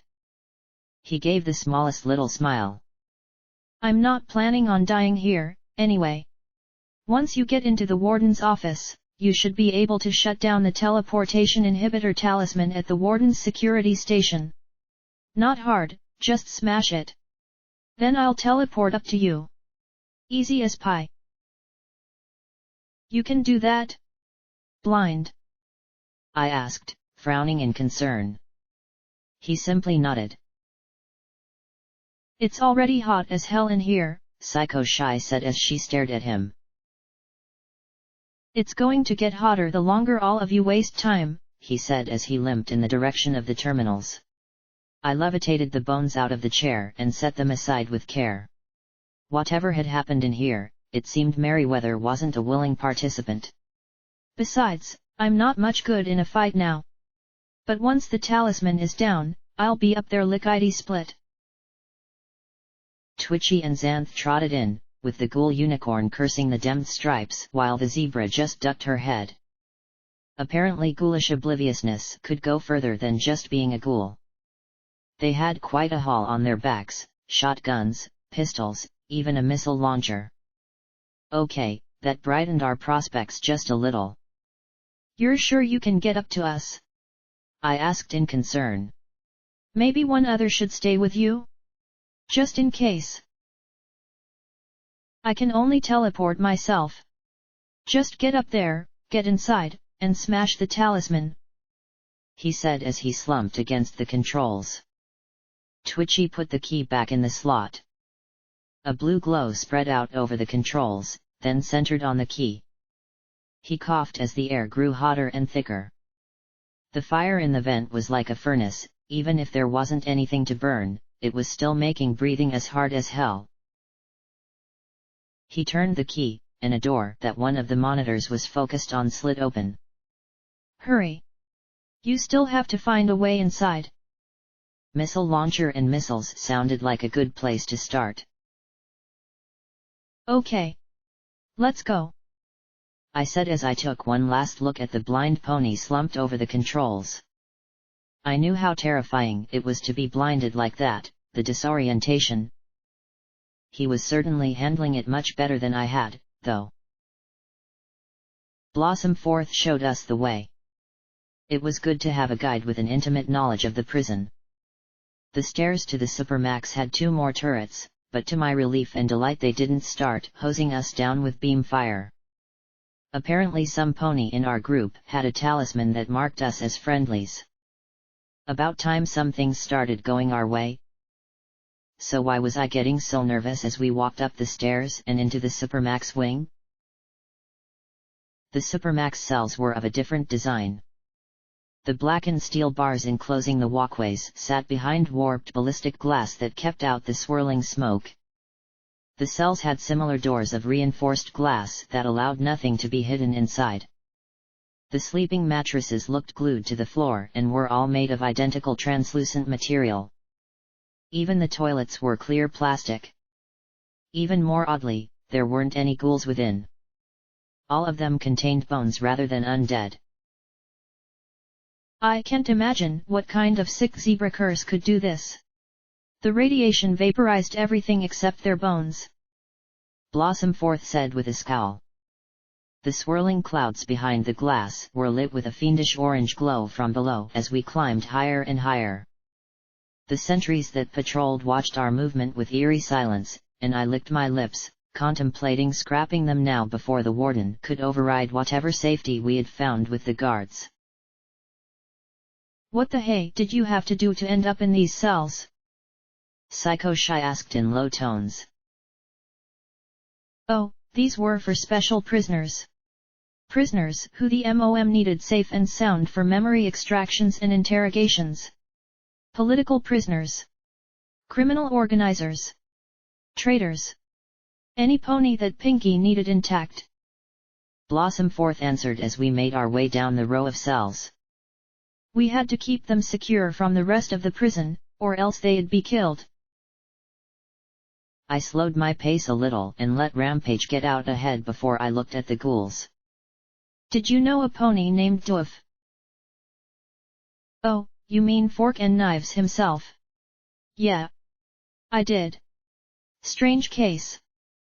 The Pegasus said as she fluttered her crumpled wings. I mean, I know he was a convicted rapist, but for a few years I just didn't believe it. How so? I asked, keeping my voice low. He fought like hell in here. I mean, sure. Yeah. He was a criminal, but he stood up for other ponies. He wasn't in a gang, though Celestia knows every pony wanted him on their side. He was just here. We threw him in solitary just to give him a chance to heal before putting him back out again. Every week he'd get beat to shit, and every other week we'd lock him up. Blossom Fourth said with a shake of her head. Said he deserved it. Yeah. I muttered, thinking about the waste of a potentially good pony. Then he went bad, Twitchy muttered as he kept eyeing the smoke. Really bad. How? Doof wrote letters every day he could see straight. He wanted to see this one mare. Just once. Said he'd happily be locked up the rest of his life if he could talk to her for 5 minutes and tell her how sorry he was. Blossom Fourth said with a small frown. Never found out who, but I guess that one of her friends told him she'd never ever speak to him again. Pushed him over the edge. The ghoul shivered. After that we weren't locking him up to protect him, but to protect every pony else from him. Kept provoking us to put a bullet in him. Send him to hell where he belonged. Finally he got transferred out of here. Don't know where. Don't want to know. And then they took an angry, nigh suicidal monster and made him into a cyber pony of death. I really had to wonder about Silver Stripe's judgment on that one. I looked into the next cell we passed and then frowned. Huh? Blossom Fourth followed my look, and her desiccated and battered wings popped out as she ran to the cell. Cell 712. Shady Legs is supposed to be in there. She looked at Twitchy. Supermax confirmed full roll call this morning, right? No absences. The nervous unicorn nodded. Yeah. I heard Merryweather. Oh, sparkle farts. He murmured as we passed another. Cell 722. Another one. A breakout just before the missile hits? But no pony escapes from high tower. Blossom Fourth flew down the hallway, calling out, 731. 740. 755. 780. They're empty. The ghoul swooped back. Not just a breakout. A mass breakout. Really? I found myself smiling. And no pony ever escapes from high tower. Warden was gonna be pissed. I need to see cell 755, Carrion said at once as he flew up to Blossom Fourth. The mare looked at me in concern. I nodded to her and she looked back to him and nodded in turn. You have 2 minutes. I shouted after them. If that didn't fulfill the terms of his contract, then too bad. I wasn't going to leave Snips down there a moment longer than we had to. Even with the ballistic glass, the air was getting pretty thin. As a test, I nuzzled said glass along the edge of the walkway and jerked my face back quickly. Okay. If it was that hot up here. 1.5 minutes. I amended as the rest of us hurried along. 755 was around the corner, and when we found it I noticed to my chagrin that its furnishings were far more civil. The bed was a feather-down mattress covered in rumpled red velvet sheets, and it had a drape across the front window. Was it just me, or was it even larger than the other cells? There were a bookcase and writing desk in the corner, and the toilet had another drape encircling it. Wow! I knew Kingpin had it good, but wow! Rampage muttered as she stared at the cell. Is that a mini fridge? How the hey did he get away with a mini fridge? The rules permit prisoners with good behavior to own a few personal items, Blossom Fourth muttered lamely. Yeah. That's, like, a few photographs. It's not a mini fridge. Rampage snorted indignantly and pulled the door open, staring at bottles of wine. Wine? That? Do you have any idea how many sex acts I had to pull for a half-dozen cigarettes? I looked at the red velvet drapes, not wanting to hear the answer. Carrion was staring at the room too, at a loss. This wasn't a 2-minute job. It'd take an hour, at least. Okay. Every pony take a different spot, strip it, and dump it in my saddlebags. Stuff it in, I said as I magically levitated the sheets and wadded them up before stuffing it inside the container.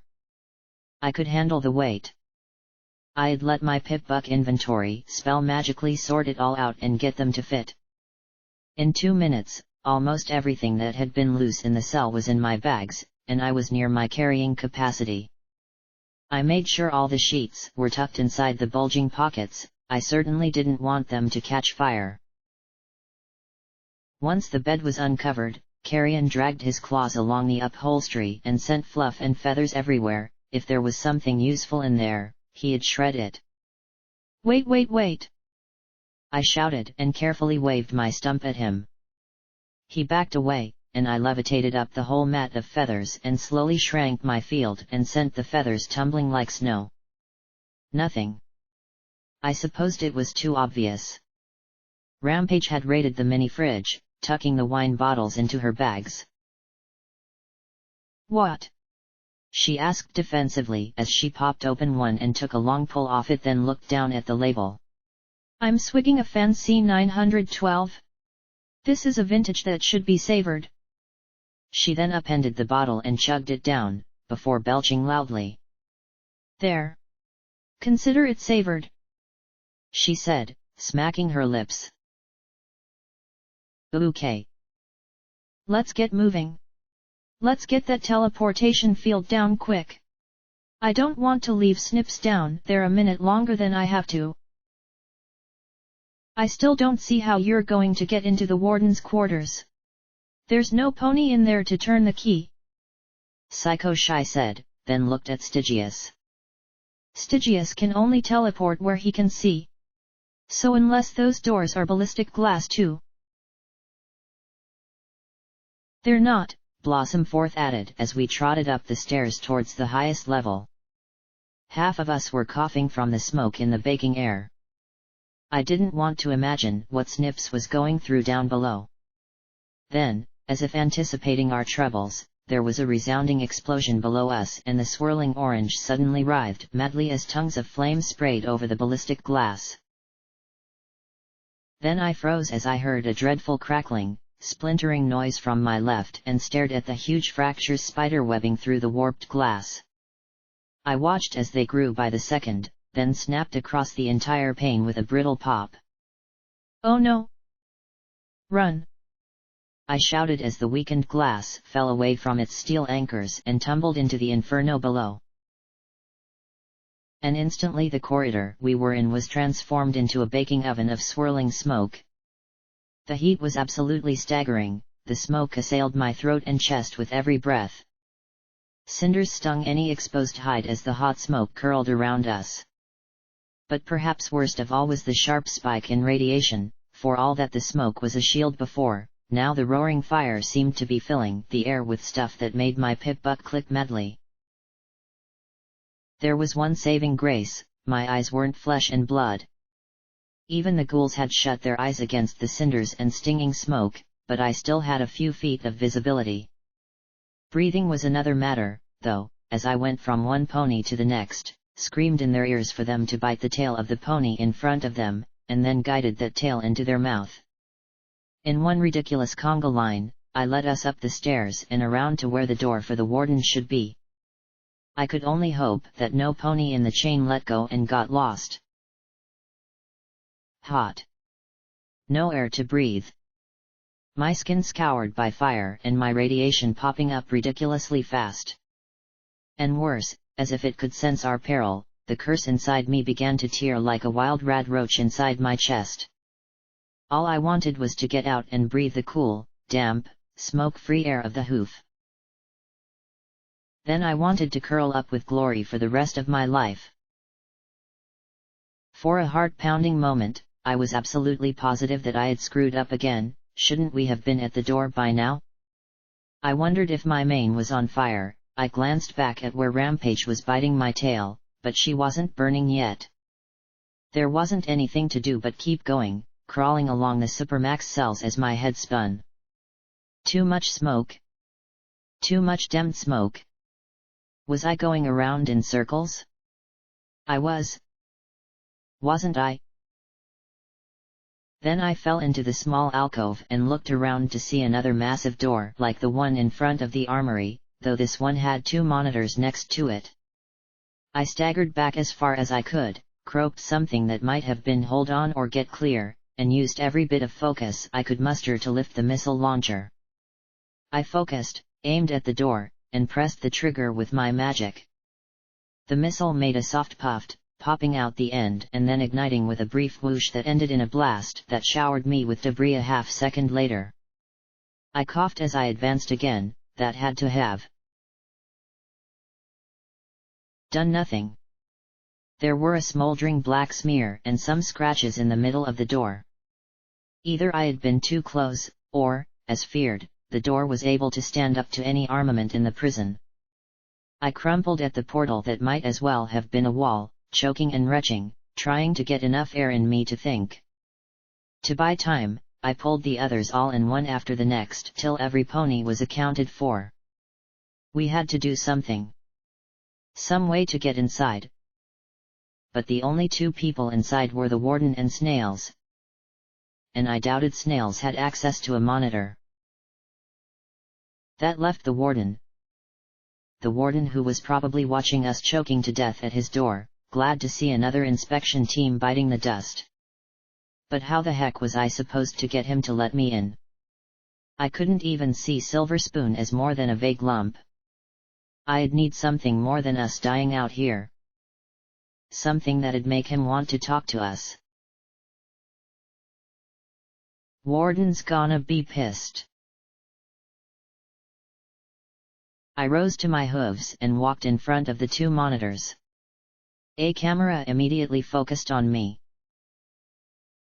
Warden Hobble! I shouted at the camera, barely able to hear myself over the ongoing roar of the flames. The left screen flickered. Then the warden's charred visage appeared. He looked positively shocked. Oh, you're still here?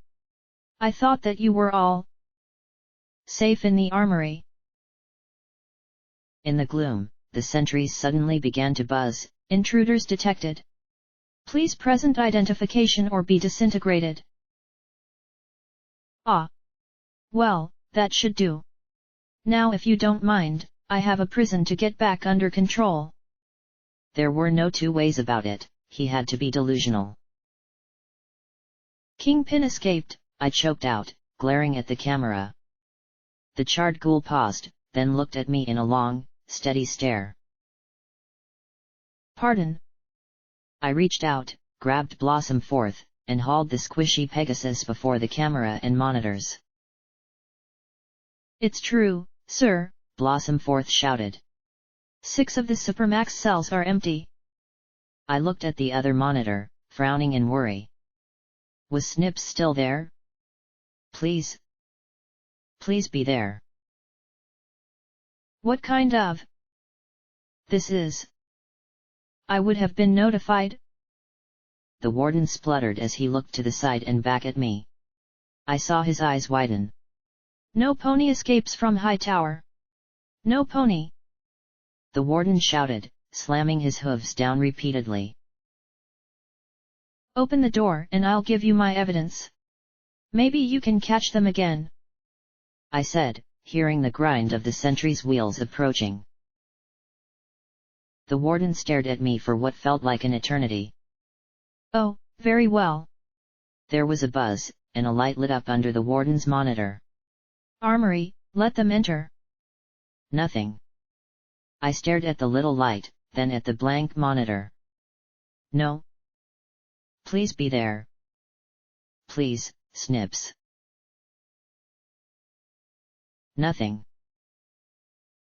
Then the light flashed to life, there was another buzz, and then the heavy metal door opened with a whoosh. The cool gust gave us all the correct direction to go, up the stairs. 10 seconds later we were through, and the door closed with a bang. Most of us, ghouls and ponies alike, collapsed and concentrated on not cooking. Psycho Shy wheezed and choked as she fell beside Stygius. I suspected that it was Xanth's suit that kept the zebra upright. Rampage coughed up something the consistency of tar. I wanted to do the same. But not yet. I staggered up onto my 3 legs and clawed my way up the stairs. The air in the warden's level was hazy but far more breathable than that below. I made my way up to where the stairs opened up into a security room. 2 sentries slumped, deactivated, and the turrets in the corners of the room were inactive. The warden, or something else. There was a metal door to the side, and I pushed it open to reveal a security terminal identical to the one below in the armory. The larger central monitor was focused down the shaft into glowing fire, and I looked at the controls and found one that said camera focus. I hit it repeatedly and saw the image change over and over again. Then it stopped on the image of the armory security station. I froze as I saw the form of Snips slumped over the controls.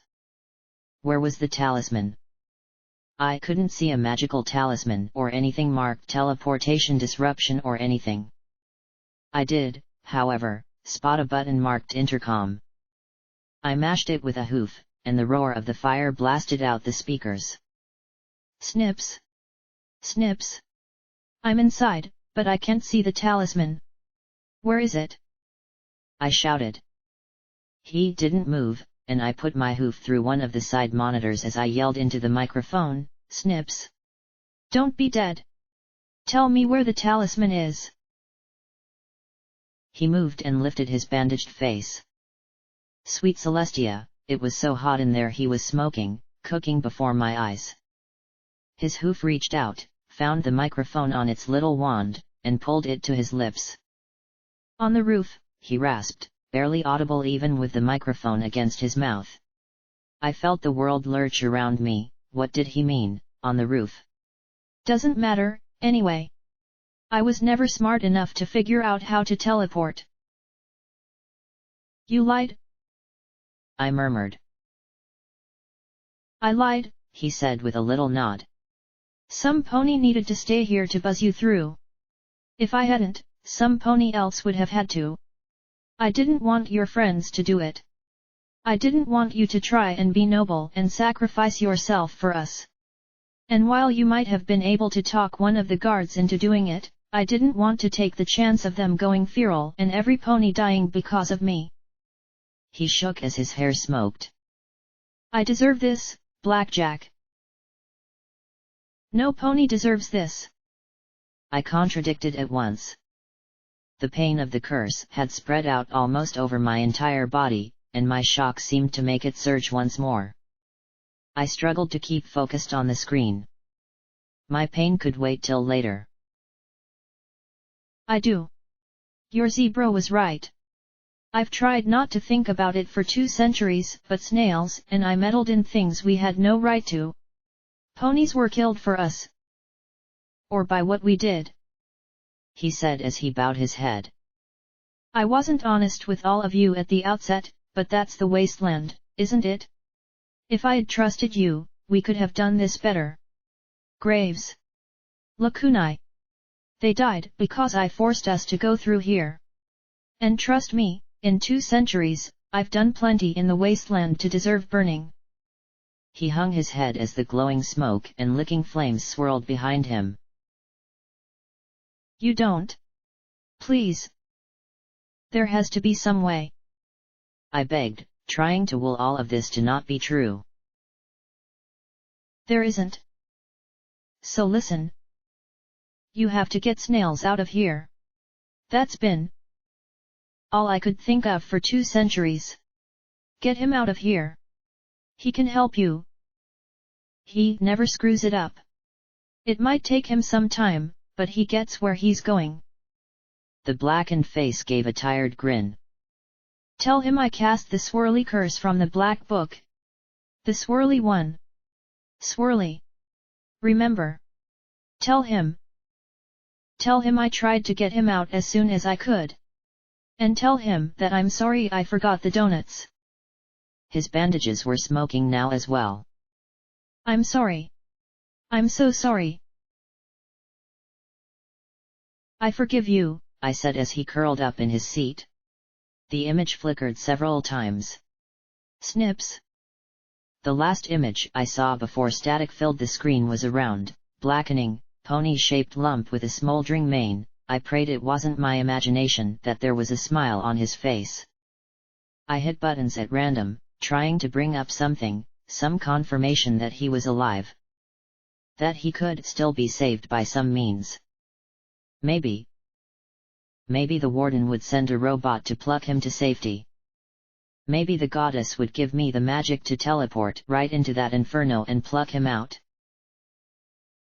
The screens on the security station began to play all kinds of crazy pictures, recordings, I guessed, since they showed parts of the prison whole and intact. They interspersed with the static of ruined cameras and blurts of recorded conversation. Most appeared to be interviews with prisoners. I spotted the sparkly-hoofed Garnet speaking with a fat white earth pony, but I didn't care. I had to find Snips again. Then I heard something that made me freeze reflexively. Though it had been weeks since I had last heard it, the voice pierced my panicked denial and pinned me in place. Damn it, Vanity, I don't care what that cunt says. I want to see her. My eyes focused on the muscled mass with the anguished face. Even though he wasn't a marauder anymore, Doof still had the powerful physique of a pony who worked out regularly. His grey hide was marred by tracks of scars. I had never thought that those scars on Diaz might have come from before he was turned into a cyber pony. Vanity sat on the other side of the table, his hooves folded before him. Use that word again, and this meeting is done, he said in cold finality. Doof shook with the effort to keep himself restrained. I am here for her, not you. She says no, Doof. Respect that. The huge pony shook some more and then let out a little sob. I can't. Don't you get it? I have to see her at least once. I have to. I have to explain to her what I did. Why?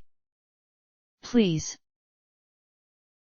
He begged as tears ran down his scarred cheeks. Please, talk to her. Tell her I just want 5 minutes. After that, she never has to see me again.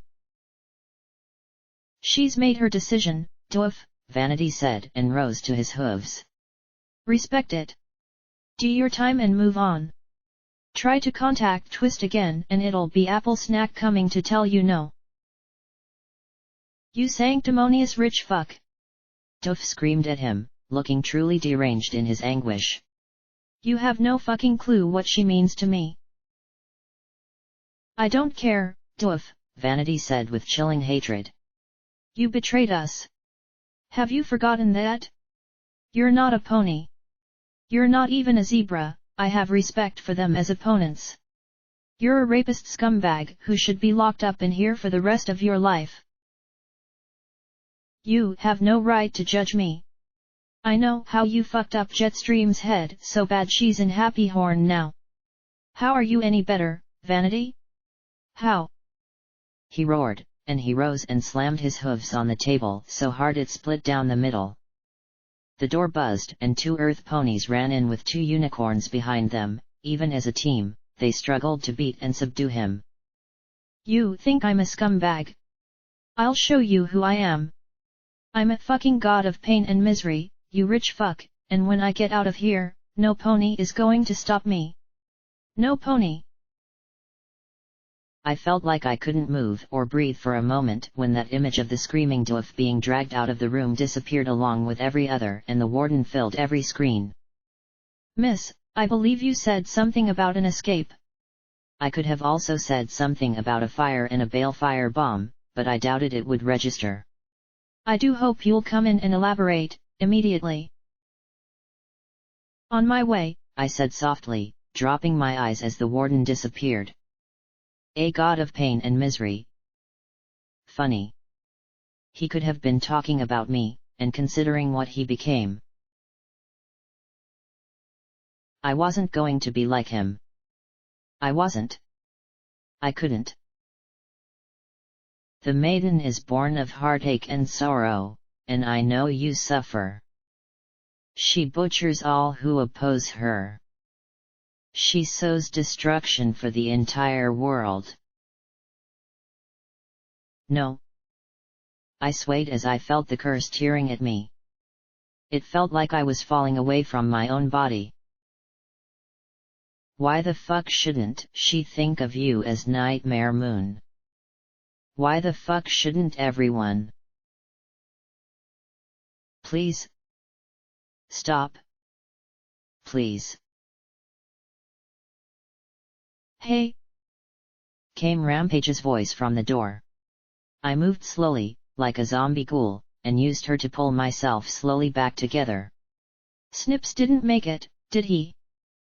I couldn't answer, so I grit my teeth and nodded, tears cutting dirty lines in the soot that covered me. She sighed and shook her head. So?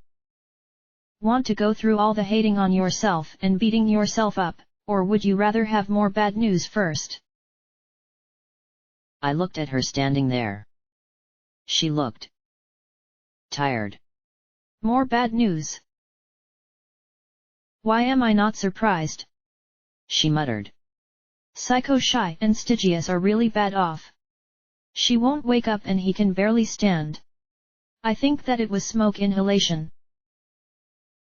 Is she going to die? I asked as I turned and left the monitors behind. Left Snips behind.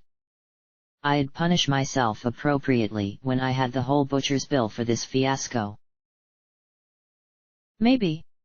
If you want to keep that answer from being yes, we need to get the lockdown lifted and get the hell out of here. I nodded and walked slowly past her, feeling disconnected. Like something in me had finally given way and now I wasn't completely sure if I was really doing this or not. Was this what it felt like to lose your mind? Blackjack. I need to find the attic first. I need to find snails. I owe Snips that. I said in a daze. Which way is the attic? Oh Snips! Rampage shouted. You don't owe him anything. He should be glad I didn't buck his head clean off his shoulders when he couldn't remove the curse. He wanted to help his friend. I muttered. She kicked me upside the head, knocking me sprawling. Oddly, the pain helped me focus, and I rubbed my aching skull as I looked back up at her. Are you saying that you would curse a pony with a death spell you can't remove just to save one of your friends? 'Cause if that answer is yes, then you're getting another kick. I blinked up at her, and she grabbed me with her hoof claws and hauled me up to look me in the eye. I don't care if it is for a friend. I don't care if it's for me. There is shit you do not do. The ends do not justify the means. She said as she gave me another shake. Then the world went white.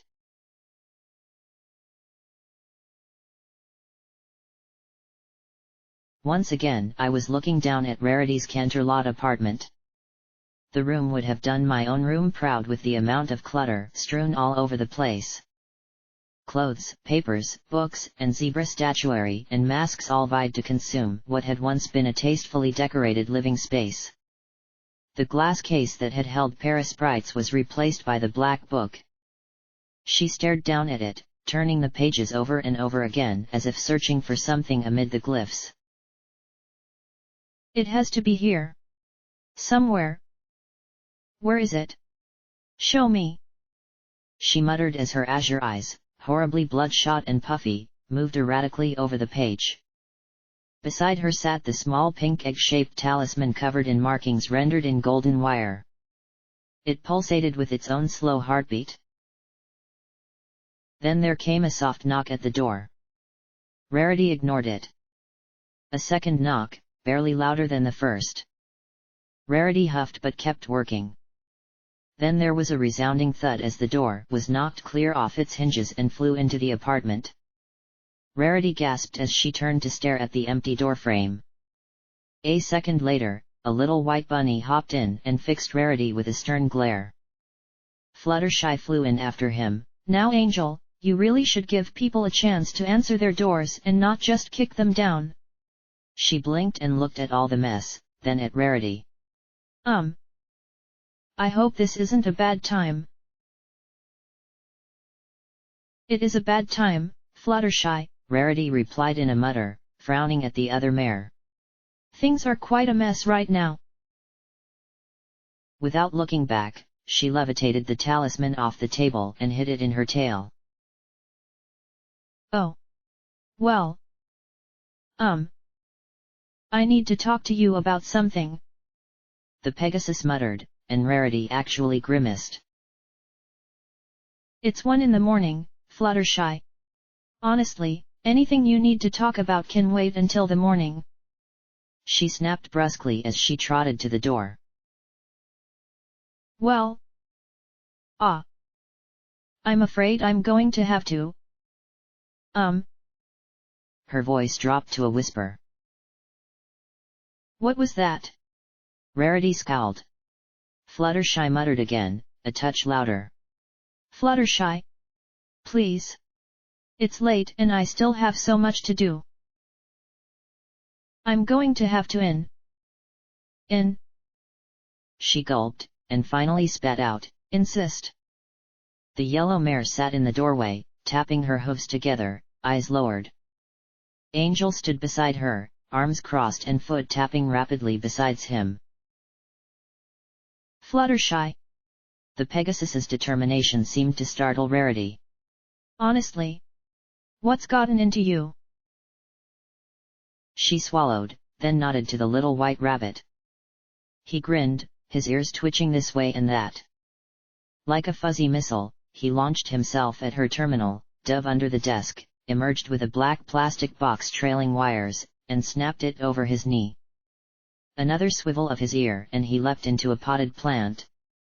A tiny sprite bot came buzzing out, but the rabbit flew through the air and exploded it in a single furious kick. Then he looked right at me and leapt up at me in 2 bounds. Wait! That one's mine! Rarity shrieked. Angel froze, tiny fist curled as he glared at me, then looked at Fluttershy. The mare shook her head slowly, and the little animal huffed, then jumped away. His ears worked a few more seconds, and then he nodded with a smug smile. Fluttershy took a deep breath and then raised her teal eyes to meet Rarity's annoyed glare. I got the report about the crash in the Canterlot Mountains. You're bothering me this late about that? Rarity said with a roll of her eyes. The official report is coming off tomorrow. Zebra sympathizer sabotage. Nothing to bother yourself with. But Fluttershy didn't back down. I got a notice from the emergency responders about something unusual. A pony trapped in the wreckage who wouldn't die, even as they be burned. She stammered and shuddered, her mane curling slightly as it fell in front of her eyes. They reported he was trapped, pierced and crushed by the wreckage. And then you showed up, personally, and he died soon after. It was impossible for a white unicorn to get paler, but somehow Rarity seemed to manage it. I just... She forced a nervous grin, her magnificently curled mane seeming to tighten as she fought for an explanation. Really, Fluttershy, it's nothing. Nothing at all. Angel pushed Fluttershy's mane out of her eyes, and she slowly looked up, then spoke in a quiet, yet extremely firm voice. It's not nothing, Rarity. Something kept that pony alive. Burning. In agony. For hours. And there've been other reports, too. Ponies suffering horrible injuries or accidents and then taking far longer to die than they should. Well. Don't tell me that's a bad thing. Rarity stammered as she backed away. Death is a horrible thing. The absolute worst. Fluttershy bowed her head again. Yes. It is horrible. She nearly whispered, but then she looked at Rarity again and said, But it's not the worst, Rarity. Fluttershy, please. You can't tell me that death isn't the most horrible thing you can imagine. Rarity said, sounding stunned. Think about Big Macintosh. And Pinkie Pie and Applejack? Are you saying that us dying isn't the worst possible thing? Fluttershy didn't answer, and Rarity slowly relaxed a little before the yellow mare answered softly, I can imagine all kinds of terrible things. I've seen bodies sent to their families, heard their cries when they realize a loved one is gone. I've seen children mourning dead parents. And I saw Applejack and Twilight at Big Macintosh's funeral. And there is no question that death is a horrible thing and I hate it, but it's not the worst. I've seen worse. Rarity glanced over her shoulder at the black book, then back at the bowed Pegasus. Her mouth worked, but nothing came out. You want to know what's worse than death, Rarity? Suffering. Pain. I've heard ponies screaming in agony, I've held ponies as they struggled to take a breath, knowing that the next one would hurt them even more. I've seen ponies without a cut on their bodies go mad from the torment of what was happening to their loved ones. More than death, pain is the absolute worst possible thing. And fear of that pain is every bit as terrible as the pain itself. Rarity just stared at her friend as tears ran down her cheeks. Fluttershy.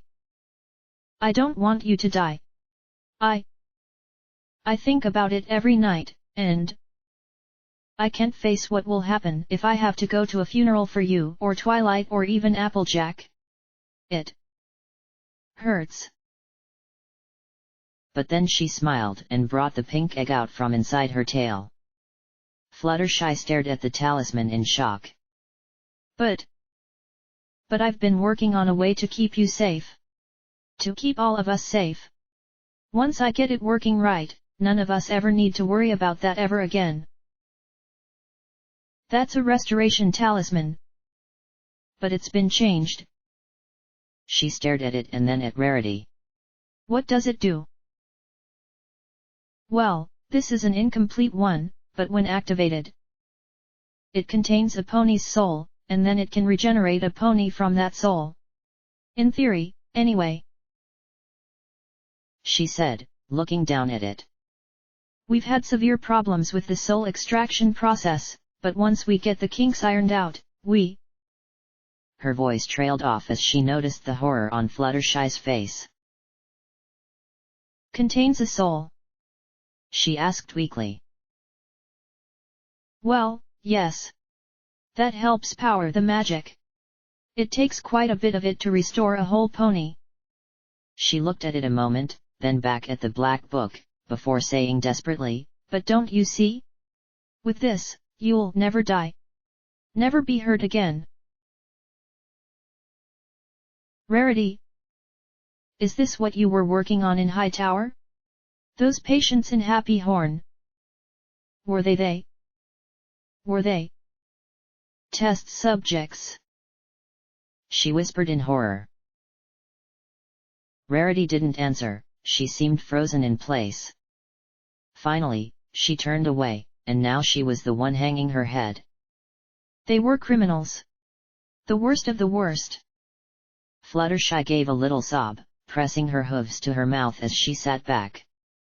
Rarity then turned and gave a near-manic grin. But don't you see, Fluttershy? Don't you understand?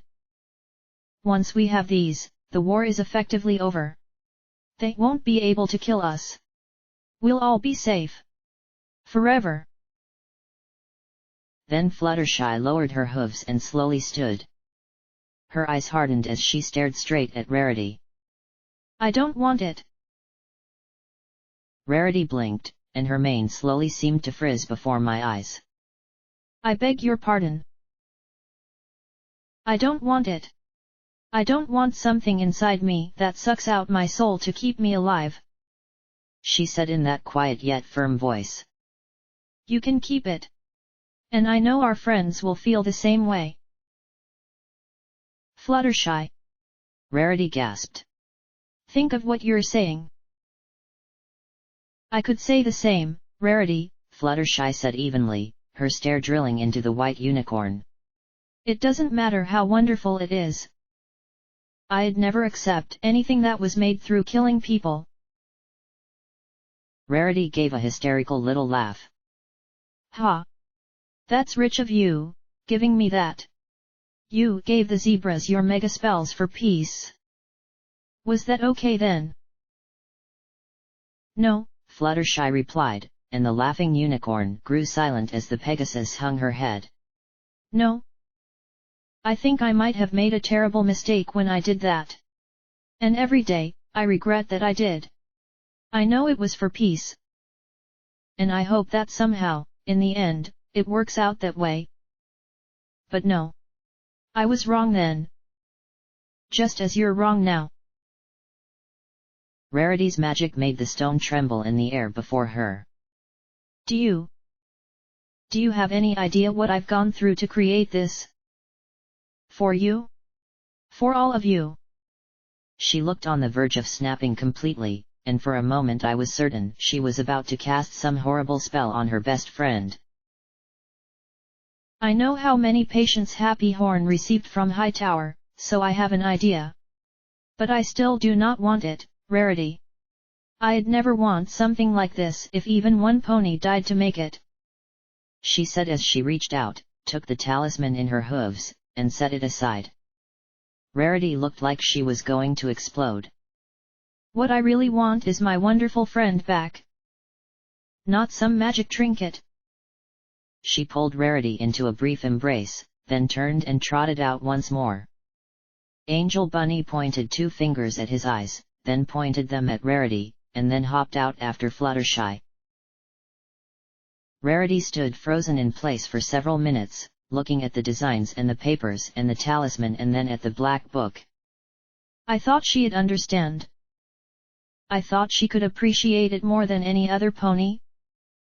How dare she? How? She lifted the black book and screamed at the top of her lungs, I made it for you. And suddenly the white unicorn was in a frenzy, her magic tossing and ripping the pages out of books, splitting the sheets, tearing down the crates, and tossing the grotesque wooden zebra sculptures out the window as she moved like a purple-maned tornado of destruction.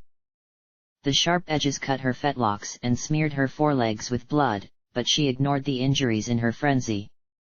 You said it would make them happy, she roared as she swept the desktop clear with the black book. You said it would keep them safe. Then her magic surged, and she flipped the entire desk over in a crash of her art supplies. Everything I did was for nothing. She shrieked and threw the black book with all of her might, sending it flying against the large standing mirror in the corner. It struck dead center and sent dozens of cracks radiating out from the impact. Rarity panted and gasped for air from the exertion. I just wanted to keep her safe. I just wanted. Oh Fluttershy! What have I done? She stared at the blood on her hooves. Then the white unicorn sat in the middle of the devastation she had wrought, head bowed as she wept. Rarity then looked up at the broken mirror and wiped at her tears, smearing her cheeks in red before rising. Step by step she approached, looking at the broken reflection. She looked at the different shards of herself reflected back, counting softly. 42. Of course, she murmured, then smiled faintly. Silly Rarity. A present doesn't count if you take it from some pony else. It only counts if it comes from yourself.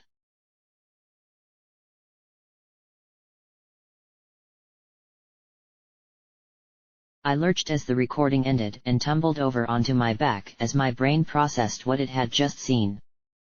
Fluttershy had been right. It had taken Hightower and being separated from my friends to make me realize that no data for EC1101 was worth the deaths of my friends. I lay there on the floor for a moment and sighed. Learning sucks, I muttered as I sprawled there. I need to get to the attic. Does Razorwire remember the way? Yeah, sure. Right down that way, Pink. Rampage said as she pointed with her hoof. Then she looked at me in concern. What exactly have you learned that sucks? She asked as she heaved me to my hooves. I paused and looked at her for a long moment. There isn't anything about Rarity that will set you off, is there? I asked bluntly, feeling numb and disconnected from myself. I have no idea. You tell me, she said as we limped out together. So I did. She led me down a hall and around the corner, and I told her about Rarity's quest to become immortal, how she wanted to protect her friends, and just what it had cost. When the story was finished and the holes were filled in, Rampage wore a stunned and worried look. Whoa! Learning does suck. Told you, I said as I limped along. Blissful ignorance. That's the ticket. I was so blissful before I knew any of this crap. Really? Rampage replied. I thought life in 99 sucked. Compared to Hightower right now, that sucking was bliss, I replied with a smirk. Whine whine whine. Who knew being a hero involved so much whining? The striped pony said with a faint smile, but it quickly died. So, am I just a magic talisman crammed with too many pony souls? And one zebra, I added. Whatever Predator did to change their stripes must have involved some sort of soul-affecting magic, somehow. That's why you've got them too. Heh. Wow. Don't know why I'm so keen to die. I was never born in the first place. I was built. She shook her head back and forth as she walked, groaning. It's way too late to go back to just thinking I'm a pony with no memory, isn't it? I mean, even alicorns were once ponies, right? I think so. Twilight used magic to change them into what they are now. Somehow the goddess can do it too. I didn't want to know more details than that. I had little bits of goddess in my brain, and that was already more than I wanted to know.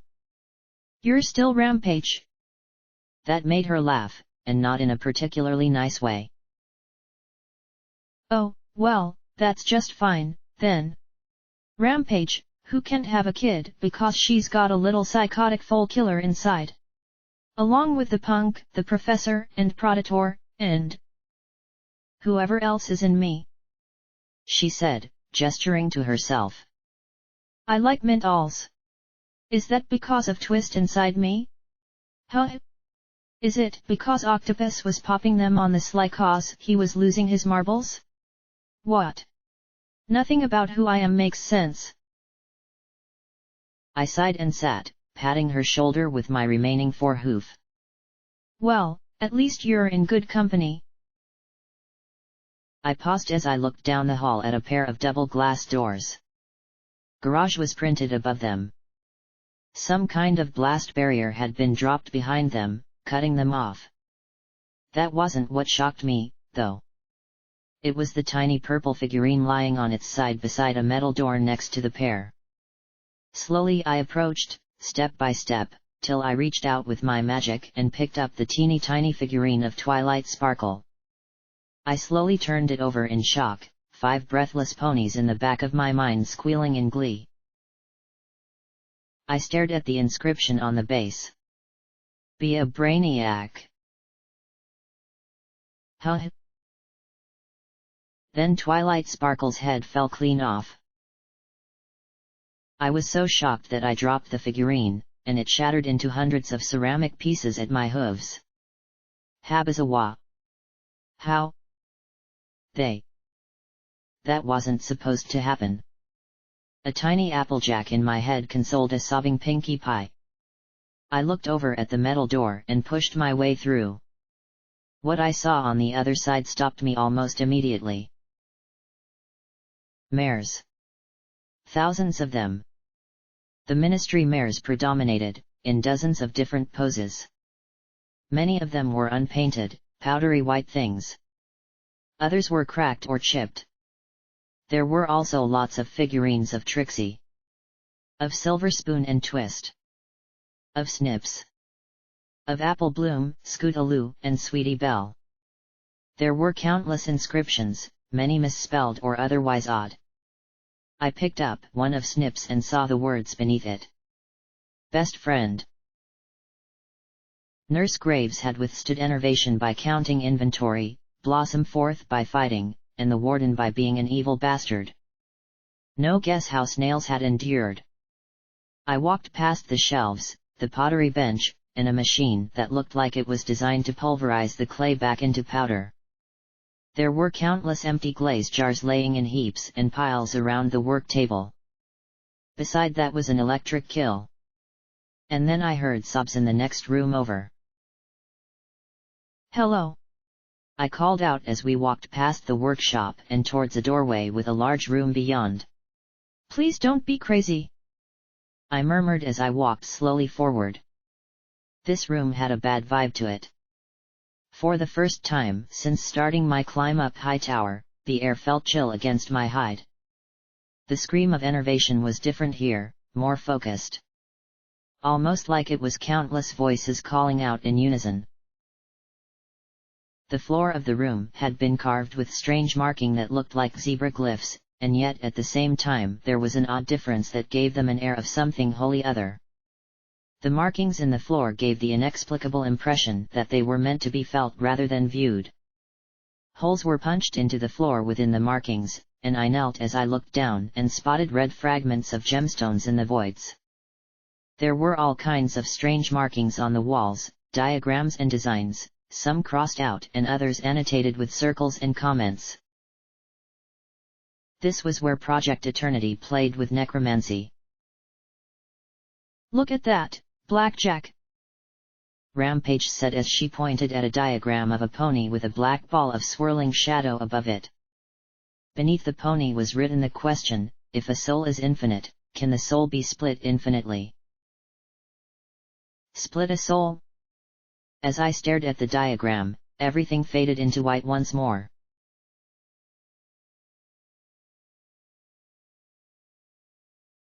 Mistress Rarity. Are you sure about this? Snips said as he stood in the middle of the workroom in a ridiculous black cloak and robe. The Black Book doesn't say anything about cutting a soul in two. Rending and destroying one. Okay. Cursing a pony to shatter their soul and scatter it, yeah. But slicing it neatly in two? I don't think the book sees much point in just 2 pieces. That's why it's an experiment, darling. And hopefully one of our last. If this doesn't work, well, I'll just have to try and make the best one I can. Snips looked up at her in confusion, but then dropped his eyes from the glamorous mare. She wore a dress of the darkest purple, barely a shade away from black. She walked through the workroom and into the ritual chamber. My view swapped from one room to the other, following them. I noticed that most of the notes had been cleared away. Another unicorn, tall and lanky and wearing a similar black robe, nodded to them. In the middle of the room was a grey pony I had seen before. Octavia stood in the center apprehensively, hugging her contrabass and bow like they were a comforting blanket. Ministry Mare, she stammered. Please. Call me Rarity. The white unicorn said as she smiled gently. I understand you've fallen on some hard times, and I'd like to help you out.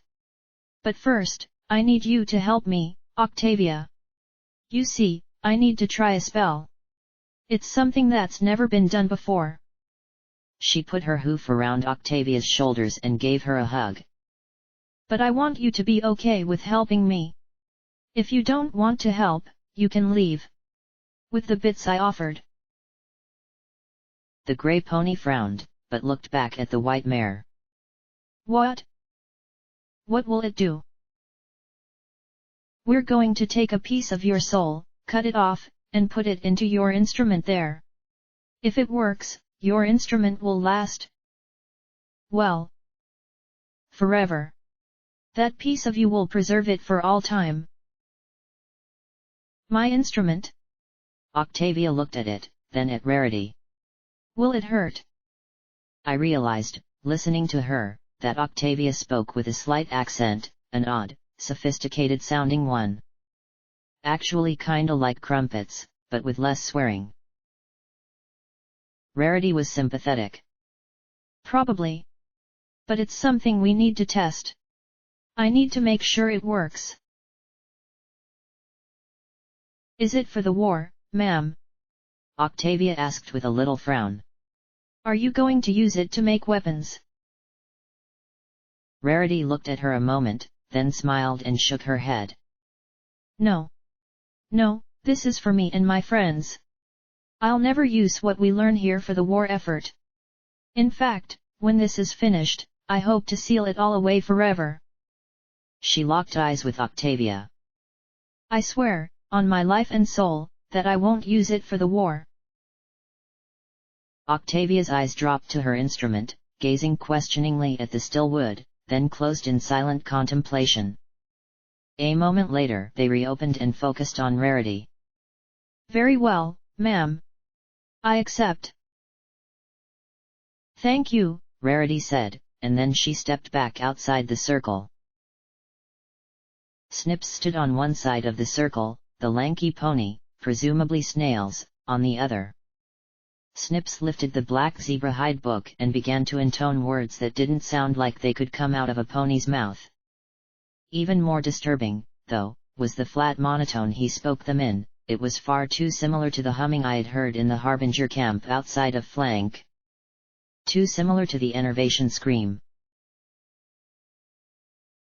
Octavia began to lift off the ground along with her instrument, her eyes clenched tight, limbs shaking as they clutched the contrabass. Yet there was no glow of unicorn magic, she rose aloft as if lifted by the shadows themselves. A flickering vortex of magic seemed to rise up from the center of the sigil and coil around her, as if wrapping her in a dark cocoon. Then the screams began. They sounded from Octavia, but I had been in Hoofington for too long, those screams were from the shadows as well. Then a dark orb of energy gathered at each of the two unicorn stallions' horns and flew up into the air. They struck the cocoon of shadows in unison, and that arcane envelope exploded in two immense fans of prismatic light. Outwards they arched, and then plunged back down. One funneled into the mare's body, the other into the wooden bow and paneling of the contrabass. Octavia slumped as the vortex dissipated and she dropped towards the floor. Rarity's magic caught her and laid her gently down. The grey mare hugged the instrument as she sobbed. What happened? Snips asked as he trotted around Octavia. What happened? Did it work? Did we actually split a soul? How did we? Yeah, is she okay? The lanky Snails drawled. We'll find out, Rarity replied tersely as she looked over Octavia and then back at Snips. Check the book again. Snips flipped it open and leafed through a few pages. Oh! Will you look at that? Looks like the big black book's got a few ideas on splitting souls all of a sudden. He peered at the yellowed material. Mostly involving torture. But it's got some other things here too.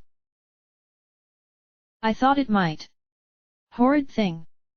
Well, I have some ideas of my own. She knelt and nudged Octavia. Come on, dear. Please wake. Please. So, how do we know it worked? Snips asked with a worried frown. Snails pursed his lips, then looked at a workbench on the edge of the room, floated over a sledgehammer, and smashed it repeatedly against the lacquered wood. The surface was untouched. Looks like it worked, eh? Octavia's eyes jerked open, and she slowly sat up. What happened? I was hurt, and then I feel odd. She struggled to her hooves. I want to go home, please. Please let me go home. Rarity looked at Snails and smiled gently. Please, see her home. Make sure she's paid in full. Snails blinked, looked at the floating sledgehammer, and quickly tossed it aside with a bashful look. Don't you worry, I'll get her home, eh? He looked at her and smiled slowly. You live in Ponyville, right? F. Frankfurt, Octavia stammered. Oh. Well, same diff, Don Chano. Come on. He said as he trotted languidly out with Octavia at his side, contrabass resting across her back. Sweet. Stop by the sugar cube corner there and get a box of donuts to celebrate. Snips shouted after them. Then he looked up at Rarity. Woohoo! It was a success. What are we gonna do next? We'll have to test it a few more times, now that we know that splitting a soul isn't lethal. Then she floated out a tiny ceramic figurine. It was one I knew quite well, I had its copy in my saddlebag. Rarity looked down at the tiny replica of herself. Then, when we can do it without mistakes, I'll make a set of me and my friends. Snips stared up at her. You're gonna put a piece of your friends in each statue? Wow! Will they let you? No to both, she said as she pulled out a mirror and gazed into it with a frown. But I have an idea that ought to be every bit as good as using my friends.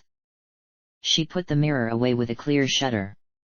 It should be possible to take a fragment of soul and copy the unique magical properties of another. Snips scratched his head, looked at the book, and then said skeptically, Well, yeah.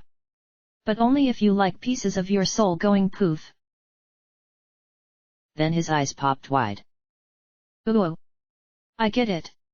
You're gonna snip off some felons' souls and make them like your friends. Clever. He trotted out of the room, the black book hovering in front of him. I'm gonna see if I can find anything else new in here. Rarity stood alone for several minutes, standing where Octavia had minutes before. I was beginning to wonder why I was still being shown this, and then she said quietly to herself, No, Snips. No more sacrificing other ponies. I'm going to use my own. Because it's not a gift if you take it from some pony else.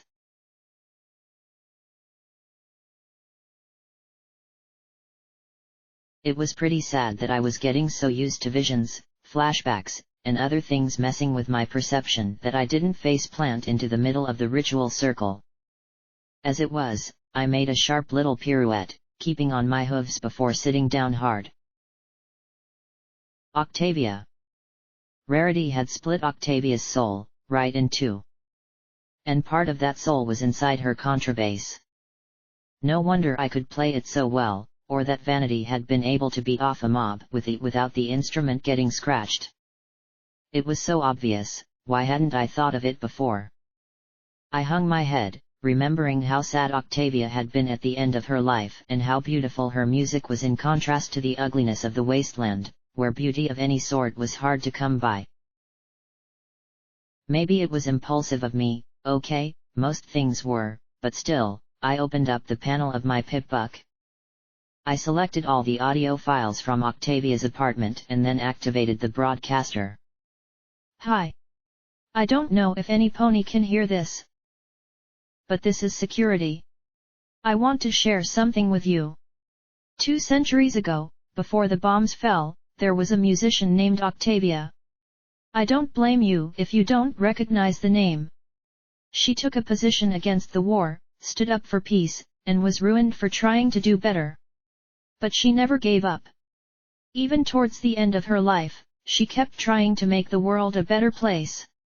I have some of her music with me. I know that you might have heard it already from DJ Pong 3, but I'd like to share it with you now anyway. Please. I hope you enjoy it.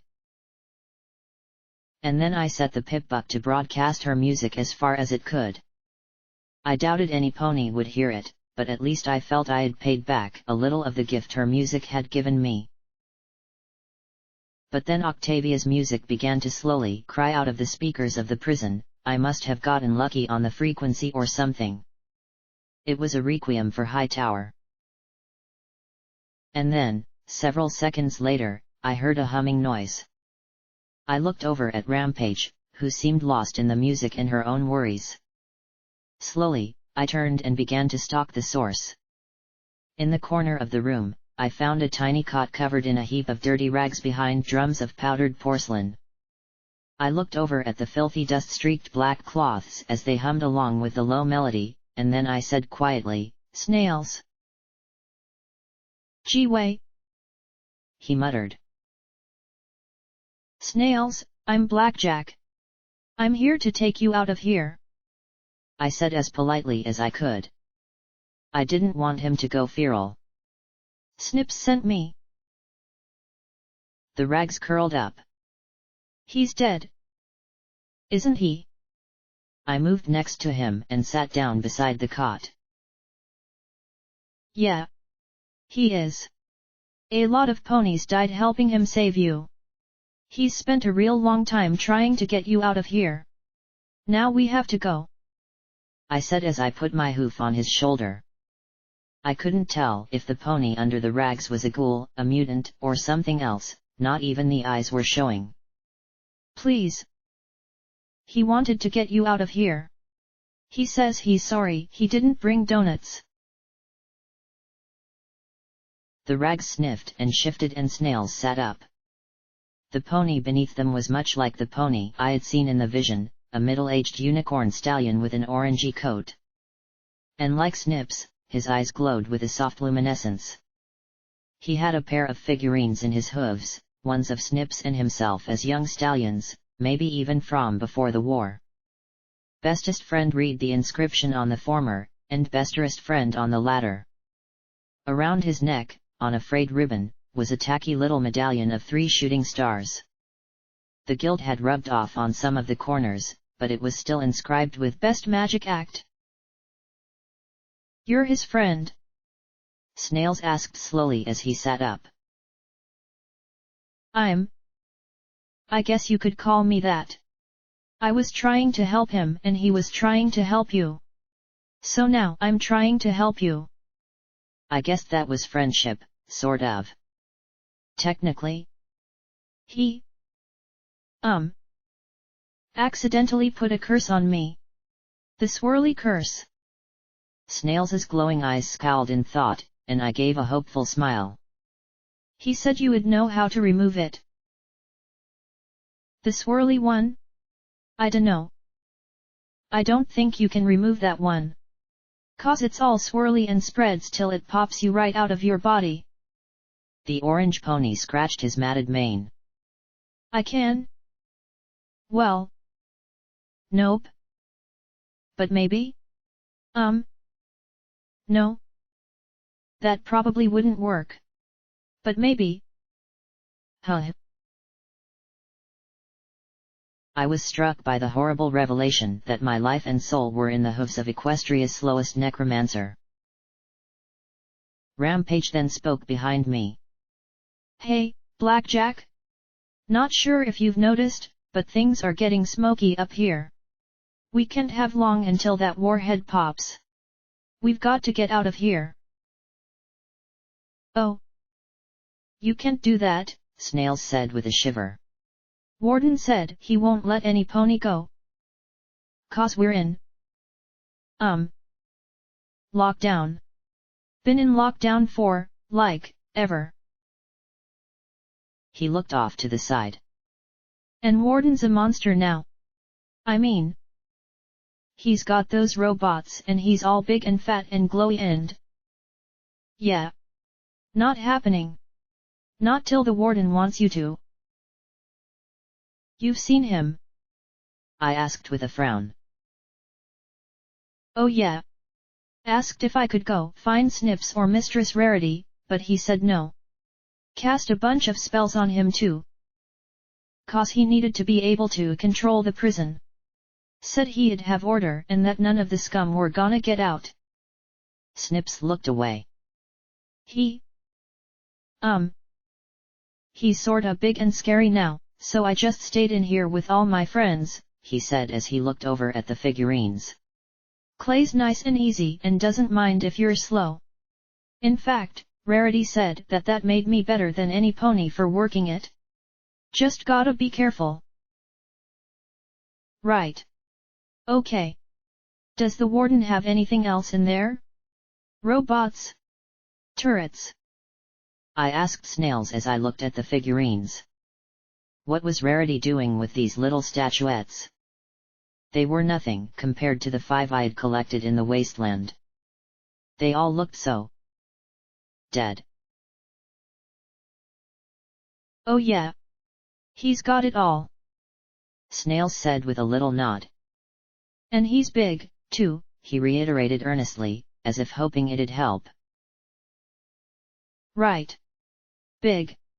Scary. Turrets and robots. Well, we've dealt with all of those. I said as I sighed. Does the Warden have a terminal or something? Oh yeah. Right by his desk.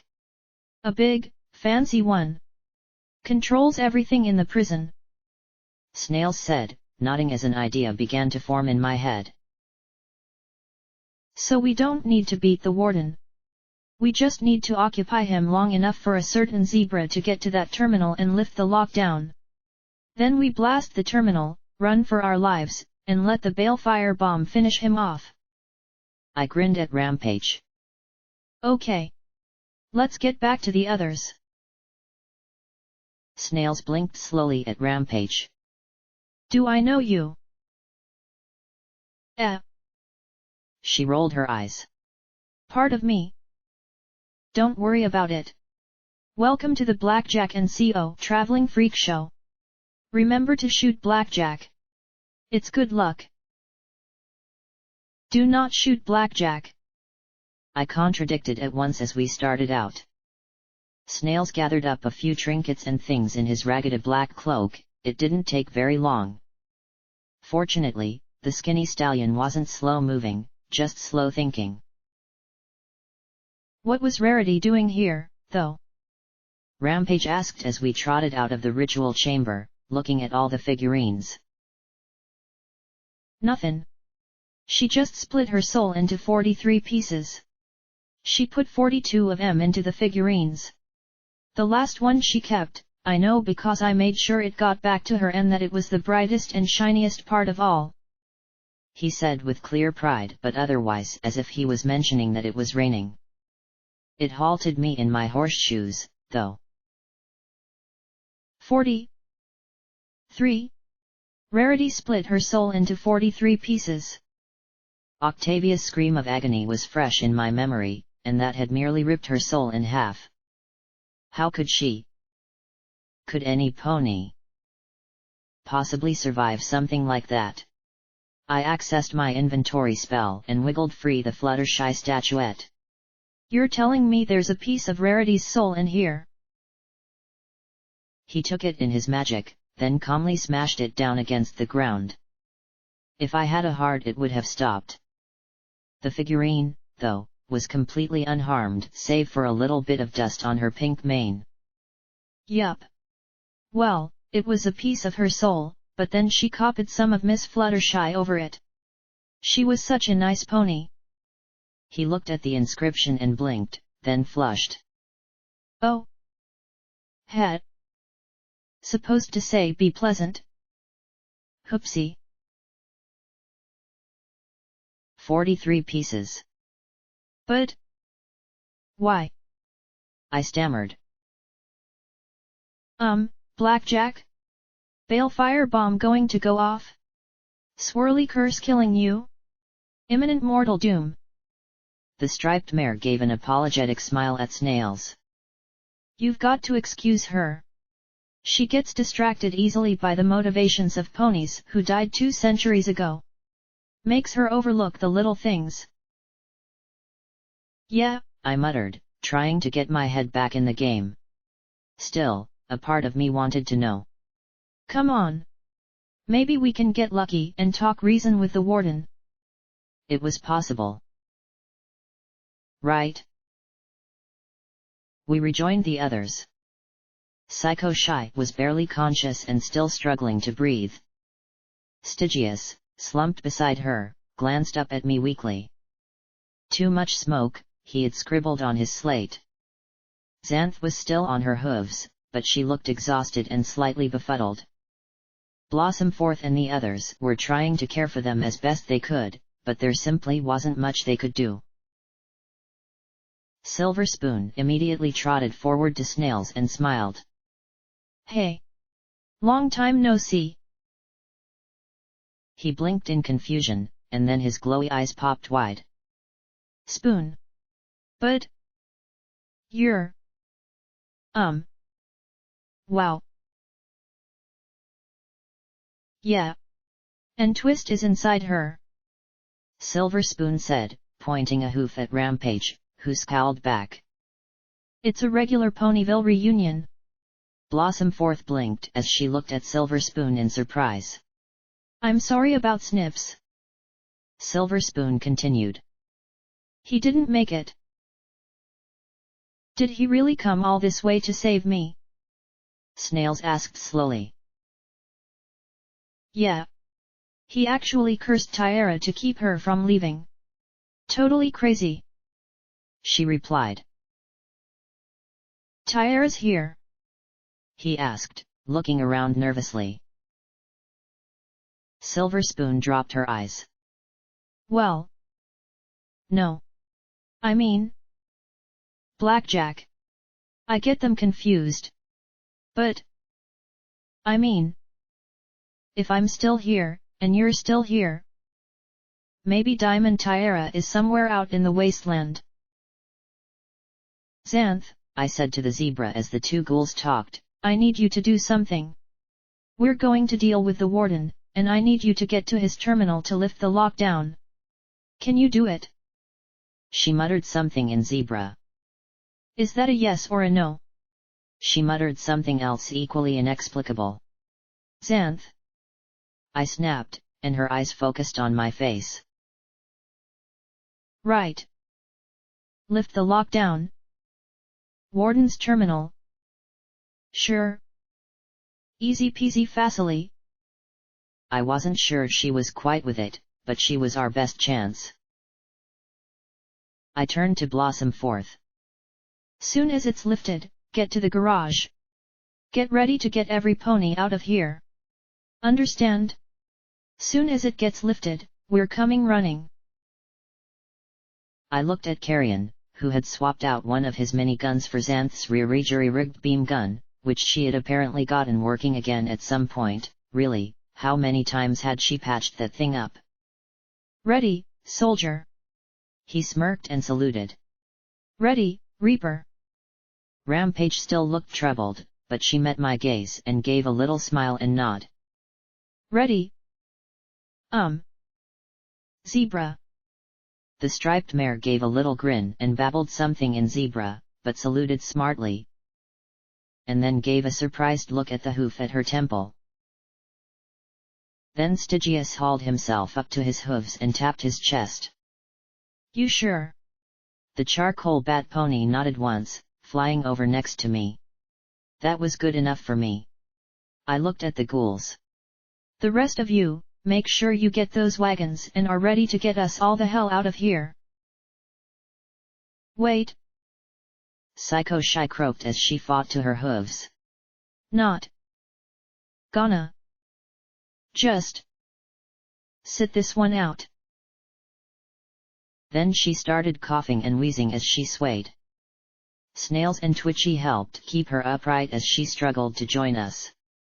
Not letting you fight without me, she pleaded as she looked at the ebon-winged bat pony. Stygius flew back to her, held her by her shoulders, and shook his head. She coughed and looked him in the eye. I'm good to fight. Just give me a second. He shook his head again, and she glared at him. Don't you tell me no. I'm capable of kicking as much flank as. Then he silenced her with a hoof-curling kiss. Her yellow eyes popped wide, and then her buttery wings fluffed at her sides. Slowly, she swayed and finally sat down hard, Stygius moving with her to keep contact, and closed her eyes as she smiled in bliss. Imminent mortal doom, people! Rampage muttered beside me. When he finally broke the kiss, she blushed hard and smiled. Oh, wow! She murmured, then sighed, looking up at him. You had better make it, then. Here. She said as she pulled off her power hooves and passed them to the armored buck. Bring them back, understand? I plan on using them myself. I mean it. The stallion nodded, and I helped him put the weapons on with my magic. Next, we drank the rest of our recycled rat away. I made sure the AM rifle and missile launcher were both accessible on my back, looked to the others, and nodded once.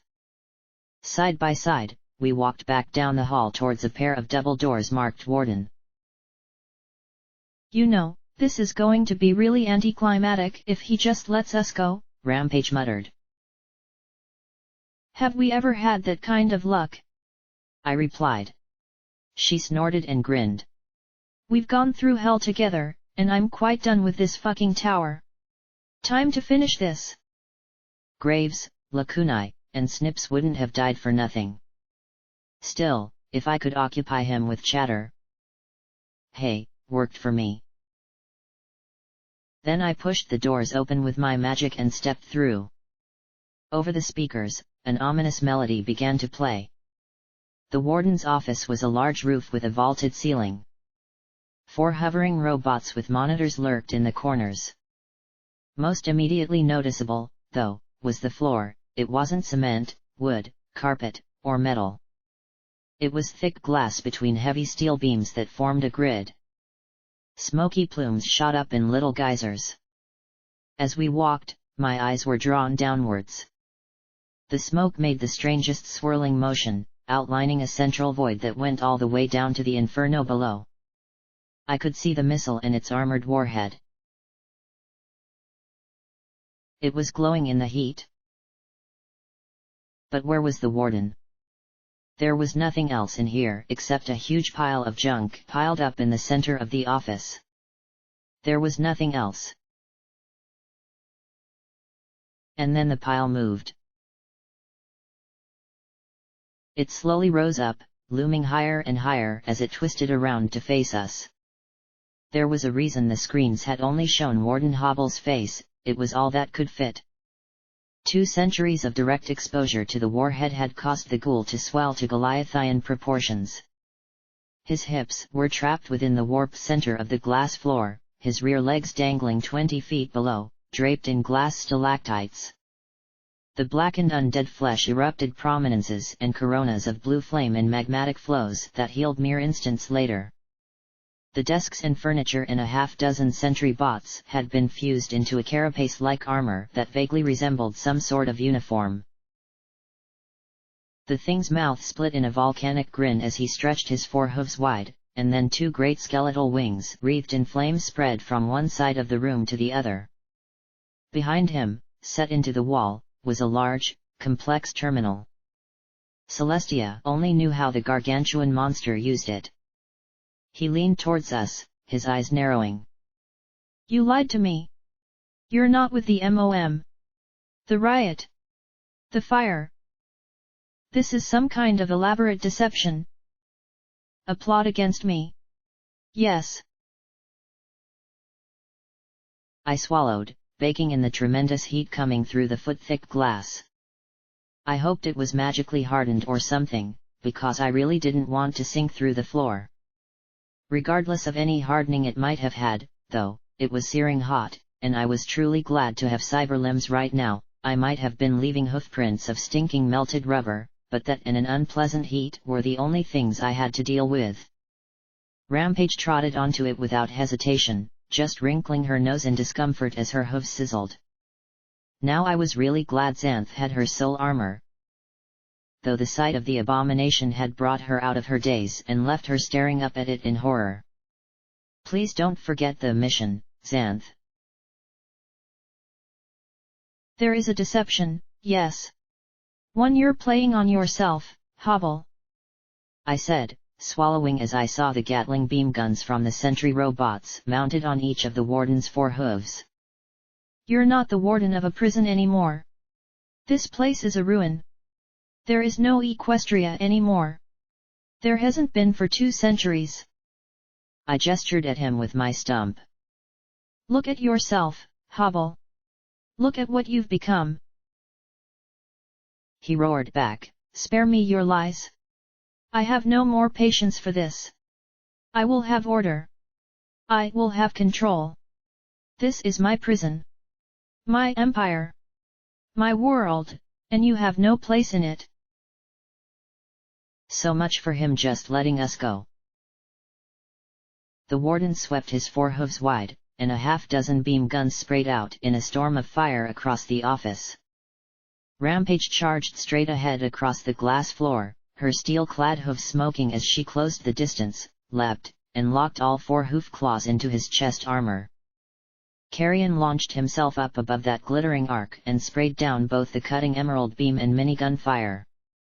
Stygius' shadow flashed again and again, zigzagging closer and closer and then finally bringing his borrowed power hooves smashing against the warden's head with a satisfying crack. Xanth still stood there gaping. I tackled her and dropped under the Gatling barrage.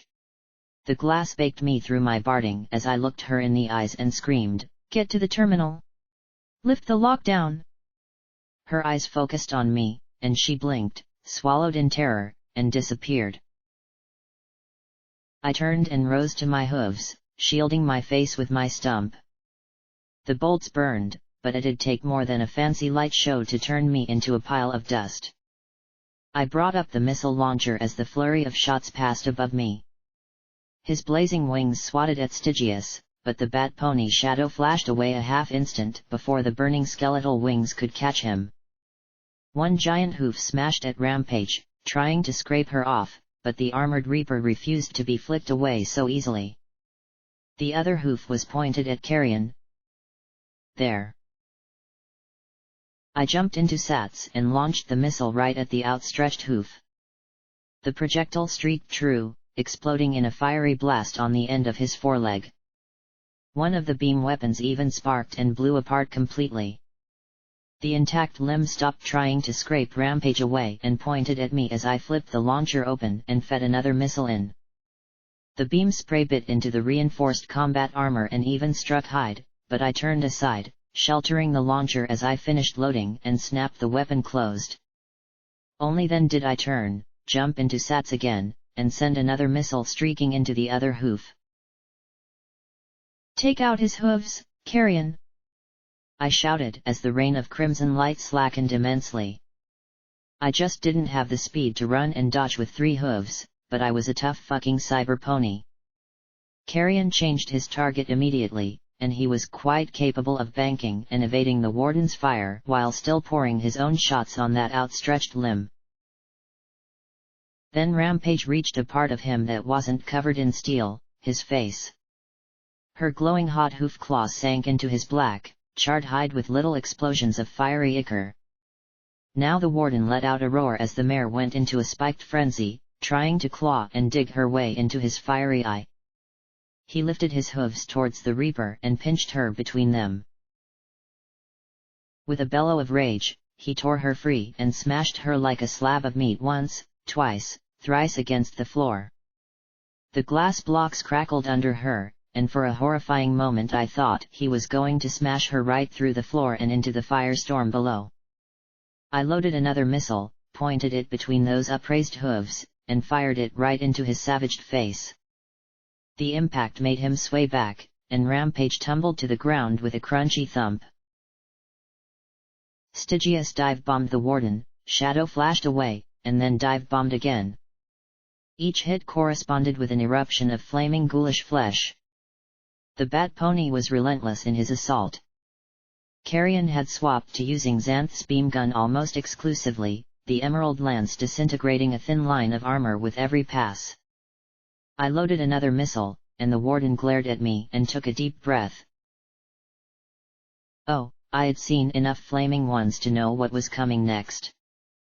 He opened his mouth wide and spewed an almost liquid stream of fire at me, and I was running as fast as my hooves could carry me. Which, due to my missing leg, unfortunately wasn't very fast. I might have gotten clear of the main stream, but I was pretty sure my ass was on fire. And so was my missile launcher. I tossed it away as I rolled across the blazing hot, but not actually on fire at the moment, floor. The launcher exploded somewhere behind me as I concentrated on putting myself out. Almost a minute later, I had extinguished the blue flames on me and looked up at the immense ghoul monster as it incinerated a corner of the room. And then I realized just how radioactive the room was just now. I had walked in here with almost no rats and now I was almost into the yellow. Sweat poured down my face as I rose to my hooves and watched the blows Stygius was raining down, healing almost as fast as he inflicted them. Even Xanth's beam gun, while devastating to his armor, wasn't inflicting enough damage to overcome his incredible regeneration. I hoped that Xanth lifted the lockdown soon. We didn't have quite enough firepower for this. I brought the AM rifle around and took aim through its scope as the warden swiped at Stygius, and then I loaded a shell with an orange band. Who knew AM ammunition came in explosive flavor? The shot struck the only vulnerable spot I could see, his eye. The round exploded, the fiery eyeball erupting in flaming fluid. My satisfaction was short-lived, however, as it started regenerating immediately. The warden screamed as I loaded another round and fired at his other eye socket, where the swollen orb was already reformed from Rampage's attack. The warden was learning, though, my shot was blocked by his armored leg, the round only blowing out one of the plates. If we couldn't blind him, I feared that this fight wasn't going to last long at all. And my fears were quickly realized, as the warden shielded his face with one leg, his other hoof ripped at a hunk of his own armor, scraping off the metal in a heap of scrap, and then it threw the jagged spray of shrapnel right at Carrion. The griffin gave a squawk as the metal sheared through one of his wings and tore his weapons to shreds. Xanth! We could really use that lockdown lifted! I screamed as I turned, both of the warden's eyes were already restored in their sockets. I fired as quickly as I could, but the warden knew what I was aiming for and shielded his gaze with his right foreleg as his left gathered up another wagon-sized chunk of debris. I really didn't think I could dodge that. Warden hobble! Yelled a mare from the doorway. Here's our resignation. I turned and saw the half-dozen guards, Silver Spoon, Snails, and even Psycho Shy laying down a withering spray of fire at the warden. A single assault rifle might not do much, but now 9 ponies fired with all they had at the monstrous ghoul. With so much fire and such a huge, impossible to Mississippi target, the combined attack was ripping hundreds of holes in the flaming monster. He threw the chunk of metal at the gathered guards, but Snail's and Twitchy's horns glowed and sent the steel arcing up and smashing into the wall above them. "Blackjack! I have it!" Xanth shouted from the terminal, and a moment later a voice said, "Lockdown lifted. Guards, please return to your supervisors for assignments." I dared a tiny little smile. Then the fourth fuel pod blew. The explosion below collected in a massive fireball that swept up the central shaft in a glare so intense it would have blinded me if I still had the eyes I was born with. The heat was such that I thought for a moment that the warden had breathed fire over me again. The swirling ball of flame crashed into the underside of the floor with such force that everyone not already airborne was tossed a yard into the air. And the floor exploded upwards in clumps of blazing heat. I had the fortune to drop down on one of the beams as the smoke swirled up around us. "Get out!" I screamed at the top of my lungs, feeling the inside of my chest cooking from the heat of the air. Thank goodness I could regenerate. If I somehow survived. Slowly I pulled myself to my hooves, though I wasn't sure where I was supposed to go from here. The flames had dropped back down, but the heat was more intense than I had ever imagined. I could only see a blazing lump before me where Hobble had been, and so I lifted Lakunai's AM rifle and fired blind as quickly as I could. I spotted Xanth being carried overhead by Stygius for just a moment. All I had to do was hang on and let him come for me. Until then, I fired because it was the only thing left to do, distract the monster. Damage him. Get the others out of this hell. Then I saw the bat pony above me, and I stretched up my hoof, extending my fingers. All I needed was to grab him, and he'd pull me to safety. Just a few more feet. A few more inches. He had me. My fingers grabbed his outstretched foreleg and he beat his wings furiously as he struggled to pull me clear. Then a massive spar of metal sticking from the end of a blazing hoof lanced out of the smoke and impaled me right through the middle. The shock made my fingers release, and a blast of fiery wings sent Stygius careening off into the smoke. Slowly, the monstrous ghoul lifted me, speared on the spur of steel, closer to that immense face. I couldn't even keep my focus with the pain roaring through my crippled torso. He stared at me as if I were some sort of bug, flopping me left and right. "It's funny how small you all look so far below me. Snack-sized." I just dangled there before him and saw the robots floating around us, their cameras watching as he brought me close to his maw and bit down on my left foreleg. I felt the metal start to deform, and I beat on his face with my stump. Either he liked the taste of metal, or he had gone completely mad and didn't care. I guessed the latter as my leg was nearly ripped out of my body at the shoulder. I could feel my flesh straining, bones shifting, and synthetic organs threatening to follow the limb out. "Warden Hobble, this is the OIA," a voice said over the PA system speakers, synthetic and masculine sounding. It made us both freeze. "We would like you to release the mare in your custody. She is one of our operatives, investigating a threat to the kingdom for us, and beyond your jurisdiction." Was it Watcher? It sounded like Watcher, amplified 100 times.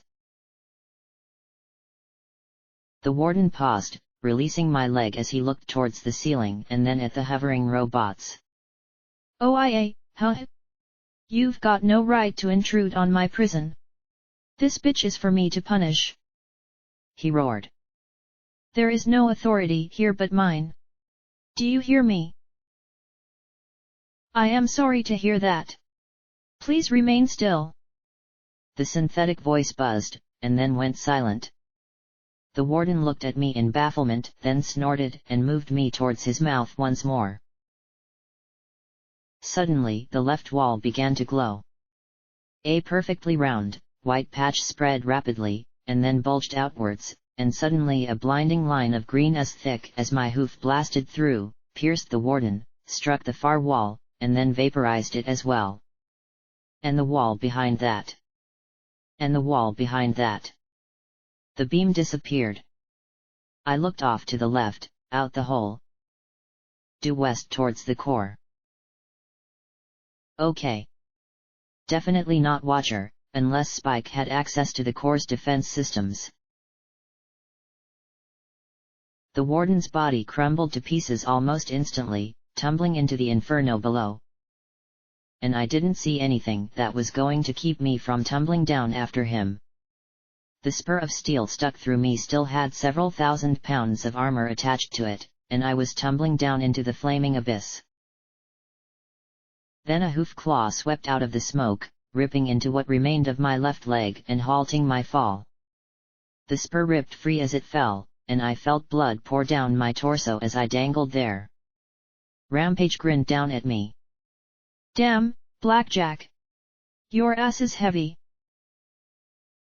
I couldn't do anything but smile as she hauled me up and tossed me over her shoulders. The beating she had endured had smashed her spines flat. She walked along the smoking steel beams towards the nearest edge and set me down beside the warden's terminal. I couldn't stand, the hole in me was more than I could bear. Did the others get out? I asked, trying to move my mangled right leg. I think so, Rampage said, then noticed a safe in the crumbled wall. She punched it with her hoof, and something inside the door snapped. It swung open, and inside was a large bag. Not sure what the plan is now. Guess they get free while we die, Rampage said with fatalistic stoicism. She sat beside me and opened the bag, her eyes growing wide. But at least we die rich. I looked over at what had to be thousands of bits. Clearly the warden had been saving up for his own retirement. Wait. Why was there craziness going on in my vision again? The panel covering my pip-buck had been stripped away, and the device was doing something. And the warden's terminal was doing the same. EC 1101 routing waypoint accessed. Next waypoint, Shadow Bolt Command, Shadow Bolt Tower, Huffington. I groaned and closed my eyes, feeling darkness creeping over me. My body was slipping away. It was like I was floating. Wait a minute, I was floating.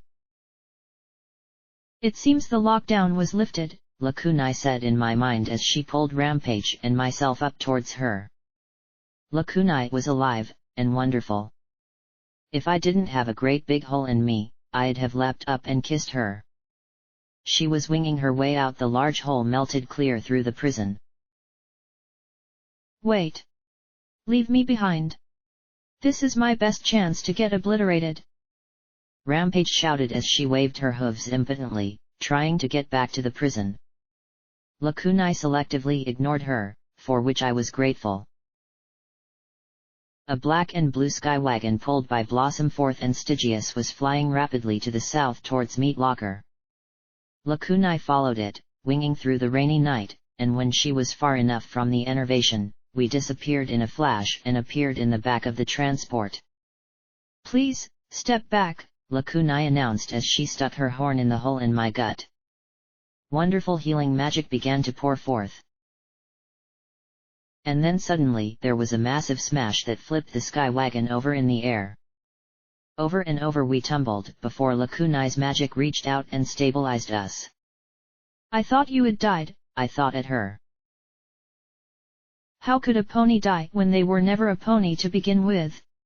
She replied cryptically, but before I could really ponder what that was supposed to mean, she continued, I was merely stunned and trapped on the roof between turrets.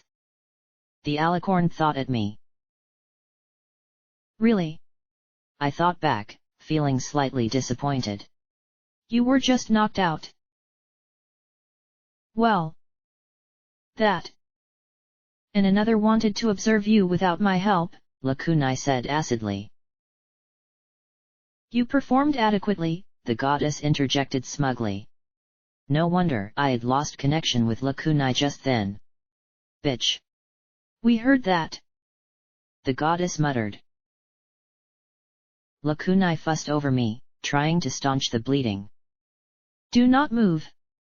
You have lost an exceptional amount of blood. I couldn't answer. I couldn't feel anything. I stared out the rear of the wagon and saw Hightower enveloped in a blue-green flame that just kept expanding and expanding. The fire seemed to be devouring the prison and the surrounding yard as the globe of disintegration grew and grew.